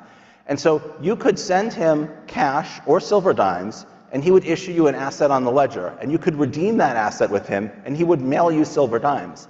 And I still have in my desk drawer a little vial of silver dimes that are in my hands because of XRP ledger transactions that occurred in the very, very earliest days of the ledger. So it's that decentralized asset exchange, that ability to swap. I bought those silver dimes with XRP by swapping so many units of XRP for some number of units of this asset denominated in silver dimes in 2012. So that was the world's first decentralized asset exchange. A major XRP ledger feature is this decentralized asset exchange integrated into a payment engine that supports cross-currency and cross-asset payments. This is an extremely sophisticated payment engine. Anybody who's developed on it can tell you it's incredibly complex. But the reason for that is to provide this seamless experience where you don't have to think about what asset you're holding and what asset somebody wants to pay. It just works. A year ago, Ripple had a developer demo day that was just purely internal. It was just for our employees to show other people at the company what they had developed. And I demonstrated the payment engine on the XRP ledger. So I logged into an XRP ledger account, and I typed in another account, right? And I said, I want to send them 1 Bitcoin. And it said, you can do that with this many XRP, this many euros, this many US dollars, because I had all of those balances in the account. This was live on the real ledger. And I could push any one of those currencies, and the prices would change in real time as the DEX exchange rates changed. And afterwards, people were so impressed by this demonstration that cross-currency payment flow was so smooth. They're like, what software is this? What have you just shown us? Remember, this was a year ago. And I said, this is the first XRP ledger wallet from 2014. So this is technology that was 7 years old using the DEX that was built in 2012. And it still, to this day, is something that the conventional financial system can only provide to like the highest level enterprise customers. It is virtually impossible anywhere in the conventional financial system for you to hold multiple balances in multiple different currencies and then be able to make a seamless payment paying from the asset of your choice to the asset of your choice. And if you did get that, the fees would be astronomical. So this is functionality that you just can't find in other places. It just works. And the prices, again, the rates are incredibly cheap. Invariant checking is something that I'm very proud of. Mostly came from a man named Nick Bugalis, who I'm sure many of you have heard of. Great developer, great friend of mine, lives in Las Vegas.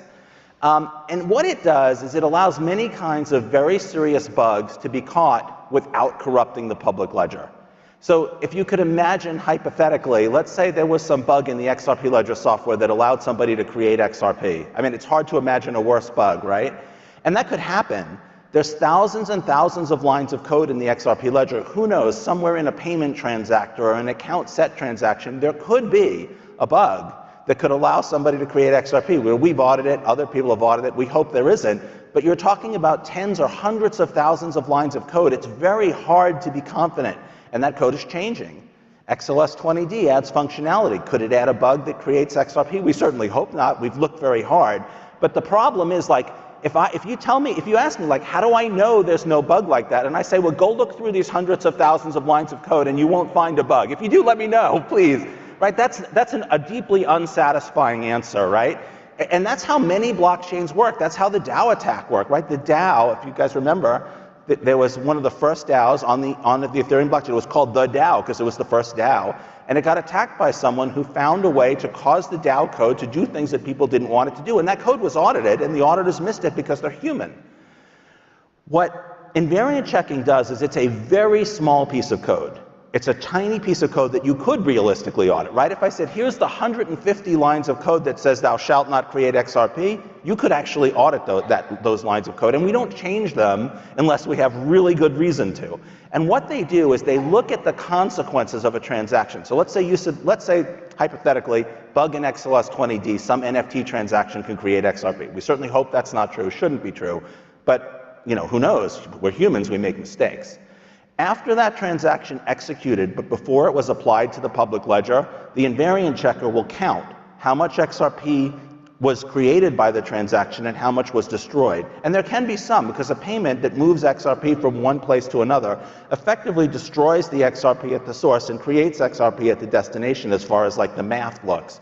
And so you add it all up and you say, did this transaction leave more XRP in the ledger after than before? And if it did, the invariant checker throws that away. It just throws the transaction results away, and it puts an indelible mark in the ledger that says, hey, there was a transaction here that found a way to create XRP. And that XRP never gets created and the public ledger never gets damaged. And this is really massive because it provides a very high level of assurance that these very, very serious bugs can't corrupt the public ledger. Because corruption in the public ledger is a very painful thing to fix. Going back to the early days of Bitcoin, I think it was 2013, there was a bug that corrupted the Bitcoin blockchain. It allowed people to create Bitcoin, and it went unchecked for a number of blocks. And of course, there's all this Bitcoin all over the place that shouldn't exist in the first place, and there's more Bitcoin than there should be. And in practice, really about the only thing you can do is everybody agree to rewind to a point in the past. Which, could you imagine undoing a day of Bitcoin transactions? Like how disruptive that would be to exchanges? So I'm extremely pleased and extremely proud of that invariant checking. Lastly, the things that I'm going to highlight today is rekeyable accounts. Accounts are real things on the XRP ledger. They have balances, they have owners, they have properties that can be changed. This is unlike UTXOs on the Bitcoin blockchain that don't have properties. Well, UTXO has a balance and it has some key that can sort of unlock it most of the time, but that's the end of its properties. So imagine if you're a charity or even a large company, you have an account on the ledger. You receive funds into that account, and there's somebody in your company or some process in your company that processed this, that can allow those transactions to be signed to access your funds. So say you're a charity and you just want US dollars.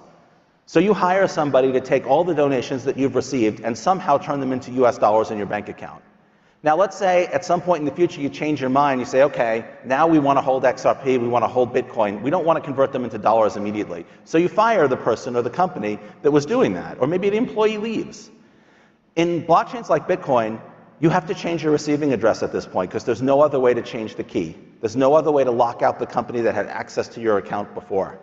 That's very disruptive, particularly for charities that have public, well-known addresses, right? There's a donation address for, let's say, the Electronic Frontier Foundation or your favorite charity. If they have to change those receiving addresses, that's very disruptive. So the XRP ledger has accounts as things that have properties. So what's been going on this year? I mean, it's just been incredible. It's just been incredible, the pace of development. You guys should give yourselves a hand, seriously, because we cannot do everything, we will do everything, and we don't know what people, this is an amazing thing to say, but like very often, we don't know what people are using the ledger for because they don't tell us. Like if you don't tell us, we don't know. And there's a lot of stuff that goes on that we don't know. There was one time where there was a multi-million-dollar a day remittance pipeline on the XRP ledger We figured it out months later, looking at the data. Like, no, but like, it's a public good. It's a public resource. We at Ripple are focused on enabling developers to build on the XRP ledger easily. We provide tools, services, and so on. We're one contributor to the global and growing development and evolution of the XRP ledger. And it has just been amazing to be part of this community. It has just been the most fantastic experience. I think I speak for everybody at Ripple. It has just been amazing working with everyone. We've been focused on native capabilities. We've been focused on sort of the periphery around the ledger, and we've been focused on making the XRP ledger easier to use for developers. The developer community, even in the past year, in 2022, the growth has just been incredible. Just comparing Apex this year, if you were here last year, most of you weren't. The growth is just amazing. And I think awareness of the XRP ledger as a layer 1 option has been increasing. Those speeds, fees, scalability, low energy uses, and I think the track record, 10 years running, and the built-in DEX, tokenization, sourcing efficient liquidity. The XRP ledger rises to the fore as a core opportunity to differentiate against other chains with these features. So I guess I have to name a few of them. The big one that's on everybody's mind today is XLS20D. Yeah. I know there's a lot of people here who contributed to that effort. And I just want to say, like, again, it's a testament to the strength of the community that is not at the, we know so little about, and we tried, but the space is so rapidly changing, and we don't know we know what people are doing, but what we don't know is what people aren't doing, because the tools and technologies they need to do it aren't there. And it doesn't do us any good to build the tools to let people do the things they're already doing, because they obviously already have them or they wouldn't be doing it, right? So like, we need people to tell us, what are you not doing? What do you need? And so that community feedback, we guessed at what we thought people needed, and sometimes we were right, and sometimes we were wrong, because we can only tell what people are doing. So that community feedback was fantastic.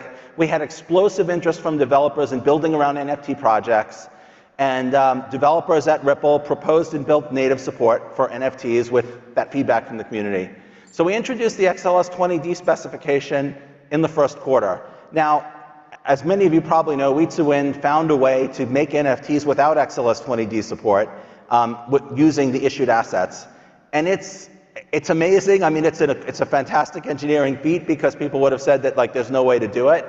He found a way to do it, but it's using thrust to make a pig fly. It's very impressive that you can make a pig fly, but we don't take pigs across the country for very good reasons, right? So not to take away from that, that was amazing, but it was not the scalable solution that we needed. And I think that sort of lit a fire under a lot of people to say, well, we need to come up with a proper way to do this, a way that fits with the, the XRP ledger philosophy.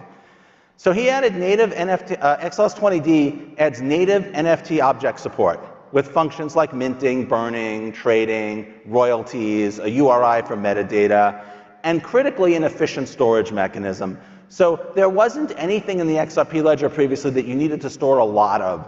And for an NFT proposal, you really want people to be able to store a lot of them in some kind of an efficient way. And so we developed a pages mechanism, which sort of compresses the ledger storage space so that you can have a large number of NFTs without creating that kind of impact. The proposal was perfected with the feedback from the community. We got suggestions through GitHub. Many of you spoke to us directly. That was probably the first time that I really felt like there was a development community. Like before, patches trickled in. Well, hooks I'll talk about later. that obviously. But this was the first case where we really experienced directly that sort of collaboration process that we want, where something's was sort of a back and forth about a feature. So the amendment opened for voting in the second quarter, and we're extremely excited. So like I said, it enables minting, trading, and burning. It has additional features like automatic royalties, co-ownership of assets, features that people told us they needed. And it does not require smart contracts. So this is an advantage and a disadvantage, and I think there's like a significant sweet spot of use cases that XLS20D targets. If you need a smart contract to do something weird and specific, if you want to have male and female NFTs that mate with each other on chain, You can't do that with XLS20D, right? You need a smart contract to do that. You can do it off-chain, but that's not necessarily the solution you want. But 80%, 90% of the use cases just need that basic functionality.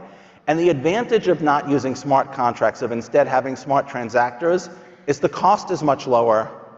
And I think another thing, we've recently seen people who've had NFTs stolen from them. And one of the mechanisms by which an NFT is stolen is a user is duped into authorizing a smart contract whose functionality they don't understand. Smart contracts add a layer of risk to NFTs as they also add a layer of functionality. So by eliminating those smart contracts, yes, you do lose some of that functionality that some use cases need. But for other use cases that need the functionality that's minting, burning, holding, transferring, royalties, offers, that need that basic functionality, you don't have the risk associated with smart contracts and thefts. We do anticipate that there'll be increased network activity as people use XLS20D. Load will go up. The 1.9.1 release contains significant effort by RippleX Engineering and others aimed at that. We've conducted performance testing, and then we reached the point where we were confident to vote yes on the XLS20D amendment. The validator community is now voting on the proposed amendment. As most of you probably know, there must be at least an 80% yes vote in order for an amendment to activate, and that has to be held for 2 weeks. So about a week ago, the amendment passed the 80% majority. So, and it's now pretty close to 90%. So, yes. And I want to say a few things. So first of all, obviously I want to thank the people who voted yes and who helped speed this along, but I also think that it is extremely important to acknowledge the people who voted no, and especially, and this is like, why do we have this voting process? Well, one reason is to make sure that we're not enabling functionality that could have bugs or could threaten the stability of the network. Blockchains are hard to change for very good reasons. Bitcoin, the pace of innovation in Bitcoin is very slow, and part of that is because it's very important to the community that they not break it, right? One of the things that people like about blockchains is this level of assurance that I'm pretty confident it's going to work next year as well as it works today, and we never want to break that. And I think when people say, no, I'm not convinced, I mean, if they're just being obstructionist, yeah, I mean, don't thank them for that. But I mean, if they are putting the effort in to make sure that we are taking the time, it's annoying when we don't have functionality immediately. Everybody wants, I want it now, right? You want it now. But it's critical that we not break, a system that's handling billions of dollars worth of transactions. We don't want to break it. And we take that responsibility seriously, and we think that when the community takes that seriously, yeah, it's a bit annoying when people want to do things, but it's super critical. And I think we should thank the people who looked at the proposal and said, hey, I have questions. You need to reassure me that this is not going to break. That we don't want to break the ledger for payments, right? Could you imagine if NFTs were fantastic but we broke payments? That would be the worst victory ever, right? So I do want to take the time to thank the people who said no for good reasons. I mean, that's what we want, right? That's what we want. We want people who care and who take the time to make smart decisions. And yes, that does mean we can't always move as quickly as we want to. Project Clio has been a huge effort, started quite some time ago. Sorry, I got to mute somebody.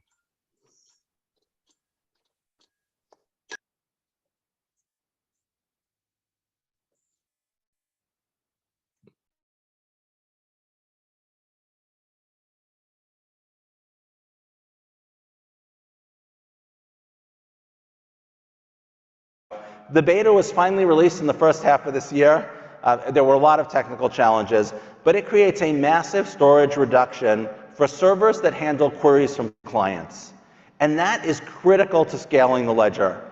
I think we all understand that people will talk about transaction per second limits of the consensus layer. And obviously the network can't go any faster than consensus can. But you could imagine a world where consensus could be ridiculously fast and then wallets can't keep up. Right? If your wallet doesn't work, from your point of view, the XRP ledger's down. It doesn't matter if ledgers are closing every 5 seconds. They have 50,000 transactions and the core is working fine. If the infrastructure around that can't keep up, then the system is unusable. And what Clio did is it created a new way to scale that sort of next layer around the XRP ledger by implementing the API, the software tool, the software interface that developers talk to, optimized for scalability and availability. We run a cluster of servers that provide that functionality. The XRPL Foundation does. Those servers will often handle 40,000 queries a second. So scaling them is extremely critical. Clio is a major effort in that regard. Clio stores ledger and transaction data in much less space than RippleD does. RippleD is designed to close ledgers quickly, to run transactions quickly, to reach consensus quickly, to publish ledgers quickly.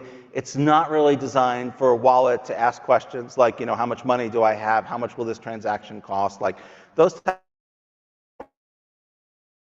the state of the network shouldn't be competing for resources with things like consensus. And so Clio gives a much greater separation. So it removes the burden of handling those API requests from the software that's managing the consensus layer of the network. This will allow more users and more developers to reliably interact with the ledger and really help RippleD process transactions. RippleD is what we call the XRP ledger software. We need to rename that to XRPLD or something, but still RippleD from the early days. Names are hard to change. So that will help RippleD process transactions more efficiently because it won't be constantly dealing with queries. It is so important that infrastructure be stable. If you interact with the XRP ledger through an exchange and your exchange's servers are unstable, you're going to get a terrible experience, right? You're going to make a deposit and it's going to take a while. The ledger could process it in 6 seconds, but if it takes the exchange 2 minutes because their internal processes are backed up, or a withdrawal takes 20 minutes because their internal processes are backed up, then your experience is still going to be bad. It's actually pretty funny. In the early days, we actually had exchanges who had to upgrade a lot of their internal processes because the ledger was so fast, right? If they take 6 blocks to confirm a Bitcoin transaction, which could be an hour, they don't have to process the queue every minute or every 5 minutes. They could process the queue every 15 minutes. And that produced a poor experience for XRP ledger users. So the stuff around the ledger has to be as good as the ledger, otherwise there's no benefit. So Project Clio is a major improvement in providing that large-scale access to the XRP ledger's features for developers, wallets, exchanges, and all ledger users. Which brings us to hooks. This effort really, I think this is still the largest effort on the XRP ledger to date that Ripple had almost literally nothing to do with. We had nothing to do with the concept formation, and it came completely from XRPL Labs. They've also worked on things like adding escrow and payment channel support for issued assets, expanding the signer list from 8 to 32 signers, adding some metadata, all kinds of other features. But Hooks is in a class by itself. Hooks is a bespoke, light, smart contract solution for the XRP ledger. So it's complementary to an EVM sidechain. A sidechain that supports the Ethereum virtual machine will allow you to take Ethereum, smart contracts designed for platforms like Ethereum and those that are compatible, and use them with minimal changes. It's very powerful, but it brings some of the disadvantages of those platforms in terms of the complexity and cost. Hooks is built around the XRP ledger's philosophy of smart transactors and of sort of light, efficient mechanisms that are cheap and that don't have the resource consumption. Hooks cannot do everything that an EVM sidechain can do. But again, like I was saying with XLS20D, it cuts out a significant fraction of the interesting use cases and provides better support for them than a more flexible solution that can be everything to everyone can do, because it's more focused, it's more efficient, it's better designed to do what it's designed to do. So super, super excited about that. So it fits with XRP Ledger's core design principles, and its feature set covers many of the DeFi use cases. You cannot do everything you could do with an EVM sidechain with hooks. It responds to transactions in a certain way. It's limited to capability of what it can do. But again, it cuts out a large subset of the interesting use cases, and it enables them. So very, very excited about that. That could be enabled on the XRP Ledger main chain. Whereas EVM smart contracts, if you enabled those types of smart contracts on the main chain, you would lose the functionality for payments. Cost would go up, throughput would go down, and we would lose some of the things that make the XRP Ledger great. So, rather than having this great payments but no smart contract functionality at all, or full smart contract functionality, but anybody use Ethereum for payments, right? You can't, because the speed is so low and the cost is so high. So this gives us a nice middle ground that gives us, for a significant set of interesting use cases, it gives us a solution. Now, something near and dear to my heart, the automated market maker specification. I almost said automated money maker, which actually is kind of, it's actually pretty apropos, right? So the XRP ledger is a leading enabler of DeFi with features like the DEX and payments because of the design of the protocol. And the one thing that we have not had that traditionally most, I think 90% of DEXs have automated market makers. They're built around it. The XRP ledger's DEX is built around a simple central limit order book rather than an automated market maker. But I think if you have both of them, I think this is a case where it just blows away OR. The automated market maker addresses most of the pain points that people face in the decentralized liquidity landscape today. So the DEX launched in 2012. It allowed tokenization of any kind of asset and the ability to trade and move them in just seconds on chain. It provided like globally competitive liquidity, but there was no way to get yield. And sometimes there just wasn't the sort of liquidity that people might need. So RippleX focused on differentiating our DEX with automated market making in conjunction with the central limit order book and integrated with payments so that these three features work together to provide a feature set that is unmatched. This is not everybody else has automated market makers, now we have them too. This is everybody else had automated market makers because they couldn't build an order book. Imagine an order book on Ethereum. If you think about how order books work, as prices change, people place offers at different rates. They cancel previous offers. If it cost you $13 to place an offer that nobody's likely to take, just to provide liquidity in case someone needs it, that's completely untenable. If your transactions take 10 minutes to confirm, you can't track price changes. We have our own order book because we can, and the functionality of both of them together is just, I don't have words to convey how excited I am about this feature. In October, we're very hopeful that developers will be able to use and test an early version on the developer network so people can build front-end UIs, integrate with new applications, and understand the features that it can provide. I would love to do the whole talk on the automated market maker and get really deep in the weeds, and I'm going to have to fight myself not to get very technical because this is sort of engineering perfection that certain things have. Any one of you who's worked on something, it doesn't have to be software, it could be cars, it could be bicycles, but anything where you're building something, you reach a point where like everything works together and it just fits really nice, and you're like, yes, this is like really nice. And then there'll be a couple warts somewhere, but they really stand out because the rest of the design is so great, and we're reaching that point. So I want to talk about what makes this so amazing to me, and I will try not to get too deep in the weeds, but if you get me started after talking about this, you'll probably have to like smack me to get me to shut up. So I'm almost not kidding. So people who provide liquidity to the automated market maker. So the automated market maker, in order to trade, it needs assets to trade with. And so people have to sort of loan it assets. They put the assets in the automated market maker's pools. And they get back liquidity tokens. These are tokens, issued assets that are tradable on the DEX that represent their proportional ownership. So these tokens can be traded on the DEX. You can hold them. You don't have to cash them in for your share of the pools if you want. You can just sort of move them around and use them as an asset. And for US holders, this should be very tax efficient. Your gains won't be realized until you sell or dispose of the liquidity token. So if you put a bunch of XRP and a bunch of Bitcoin in a liquidity pool for an AMM, you'll get back some liquidity tokens, which you can just hold. The AMM will do its thing, hopefully producing return for you, and then you can sell those liquidity tokens when you're done, and then that will be, if you're in the US, that's a taxable event, but your money can grow tax-free. Obviously not tax advice, consult experts, but I think we got it. One of the other cool secret sauces is this continuous auction mechanism, which auctions off the right to arbitrage against the automated market maker. So this is something that's completely unique, not available anywhere else. The automated market maker, arbitrageurs will trade against the automated market maker when its pricing is wrong. So the automated market maker doesn't know what the prices are, right? It doesn't have an oracle. It's completely automated and algorithmic. And so its prices can become wrong due to external price action, right? The price of Bitcoin goes up, the price of XRP goes down, the price of things change. And arbitrageurs will trade against it and they'll make a profit. What the automated market maker does is the arbitrager world is fiercely competitive, right? You're an arbitrager and there's an arbitrager right next to you. If you have a trade that makes you $1, you have to think, do I make this trade and make $1? Or do I wait until maybe I'll make $2, $3, or $5? But if you wait too long, somebody else is going to snap it up before you.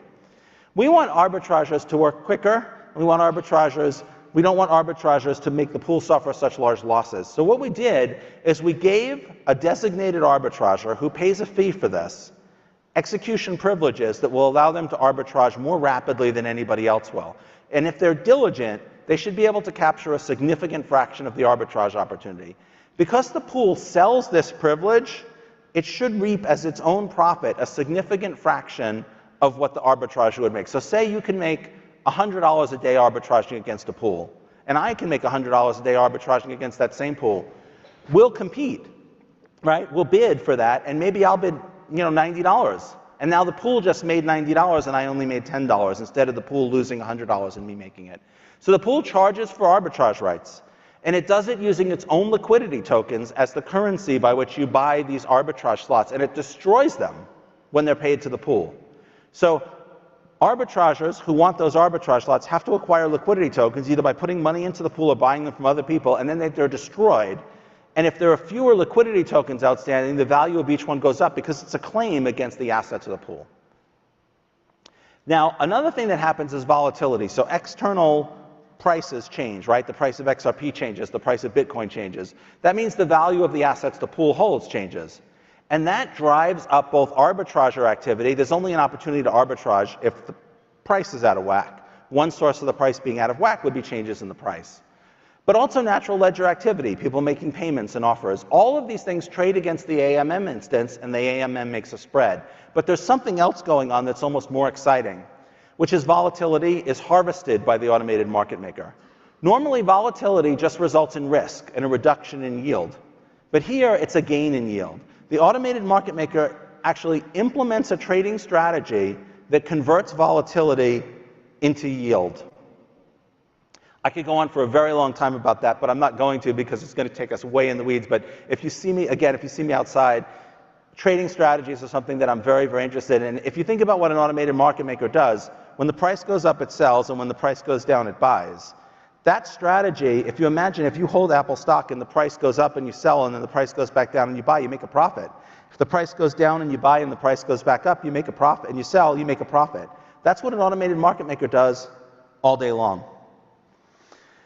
In addition, the automated market maker leverages the XRP ledger's inherent advantages. The XRP ledger has very, very fast transactions. The XRP ledger has very, very low transaction cost. These are things that will drive up the revenue and the efficiency of the automated market maker. So if the price of XRP goes up or down, and then it comes back in just a few seconds, if you were on a blockchain like Ethereum, there's no way that you could harvest that volatility because your transactions take several minutes to confirm. There's just no way that you can make that work. But because it is so fast, the trading algorithm can convert volatility into yield much, much more rapidly. Higher transaction fees mean that arbitrageurs wait to transact. If the transaction fee is $13 and you're only going to make $10, you don't submit the transaction, right? You have no choice but to wait. But because the transaction fees are so low on the XRP ledger and the transactions are so fast, that means arbitraging is going to be more efficient, and the pool is going to be able to capture more volatility for yield. XRPL's low transaction fees, high transaction speeds make arbitraging so much more competitive and so much faster that it reduces the pool's arbitrage losses and increases the pool's volatility gain. Lastly, the XRP ledger doesn't have block producers. Block producers, if you know what, anybody know what MEV is?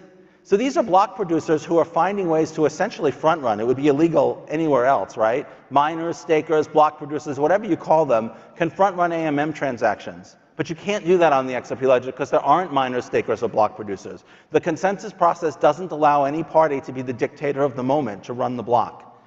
This makes arbitrage slots more valuable and should increase the returns on the continuous auctions, resulting in more liquidity token destruction and more yield. One of the disadvantages of holding assets like XRP and Bitcoin is their volatility. All right, why do we have stablecoins? Because volatile assets are like hard to hold and use. I'm hopeful that this combination of features in the AMM specification will turn that disadvantage into a significant advantage.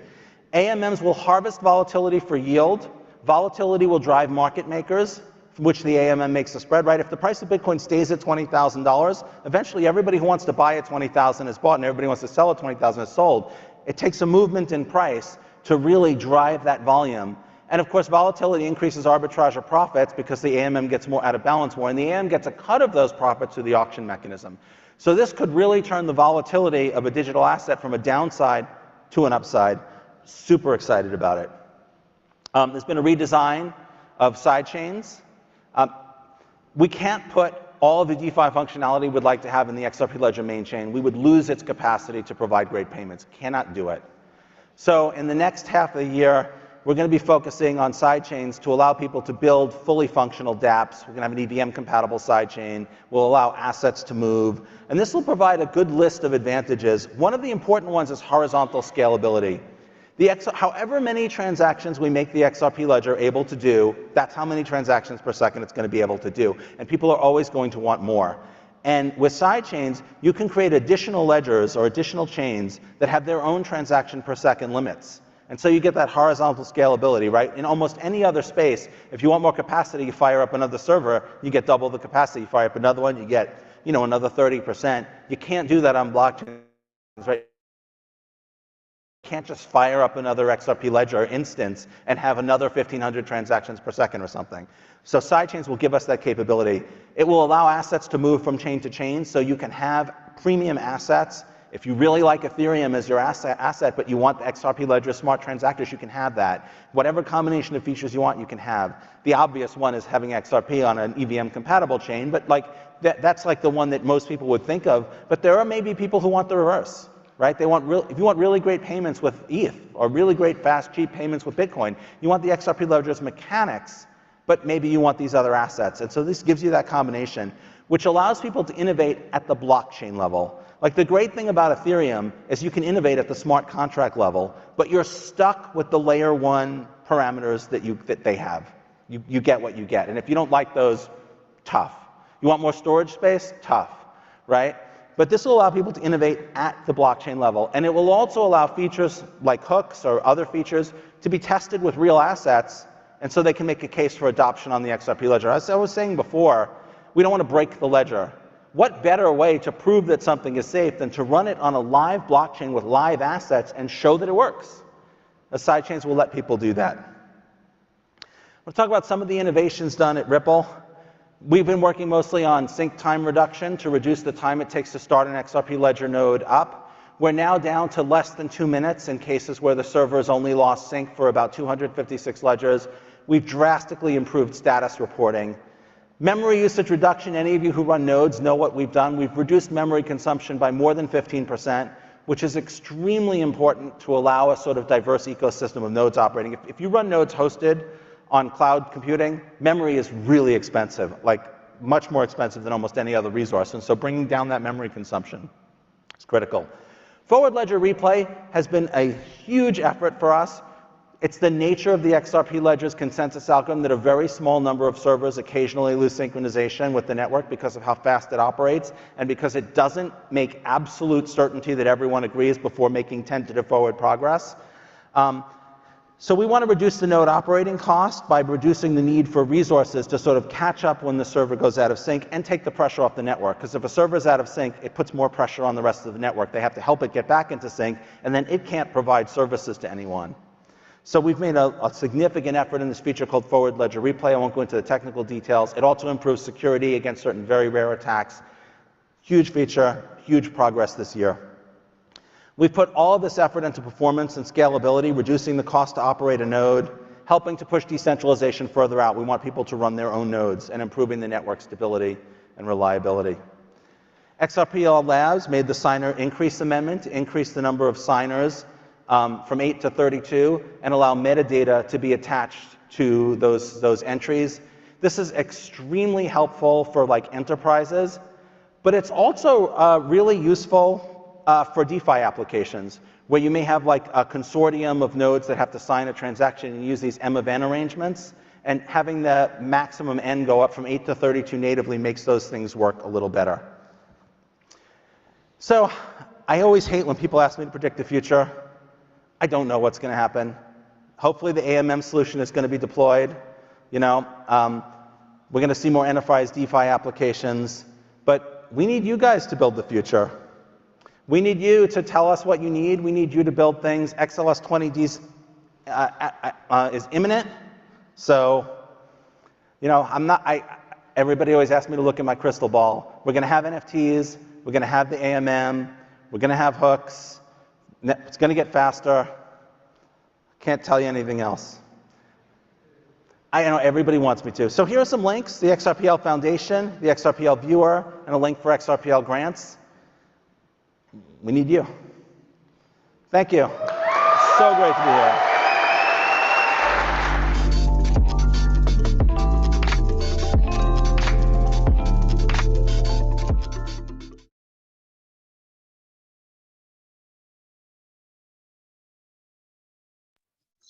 All right. Hope everybody enjoyed. Have a good Sunday, and we'll see you on Wednesday. Thanks, Mickey. Thank you. Thanks, Mickey. Great day. Thanks, buddy. Enjoy your Sunday. Thanks, Mickey.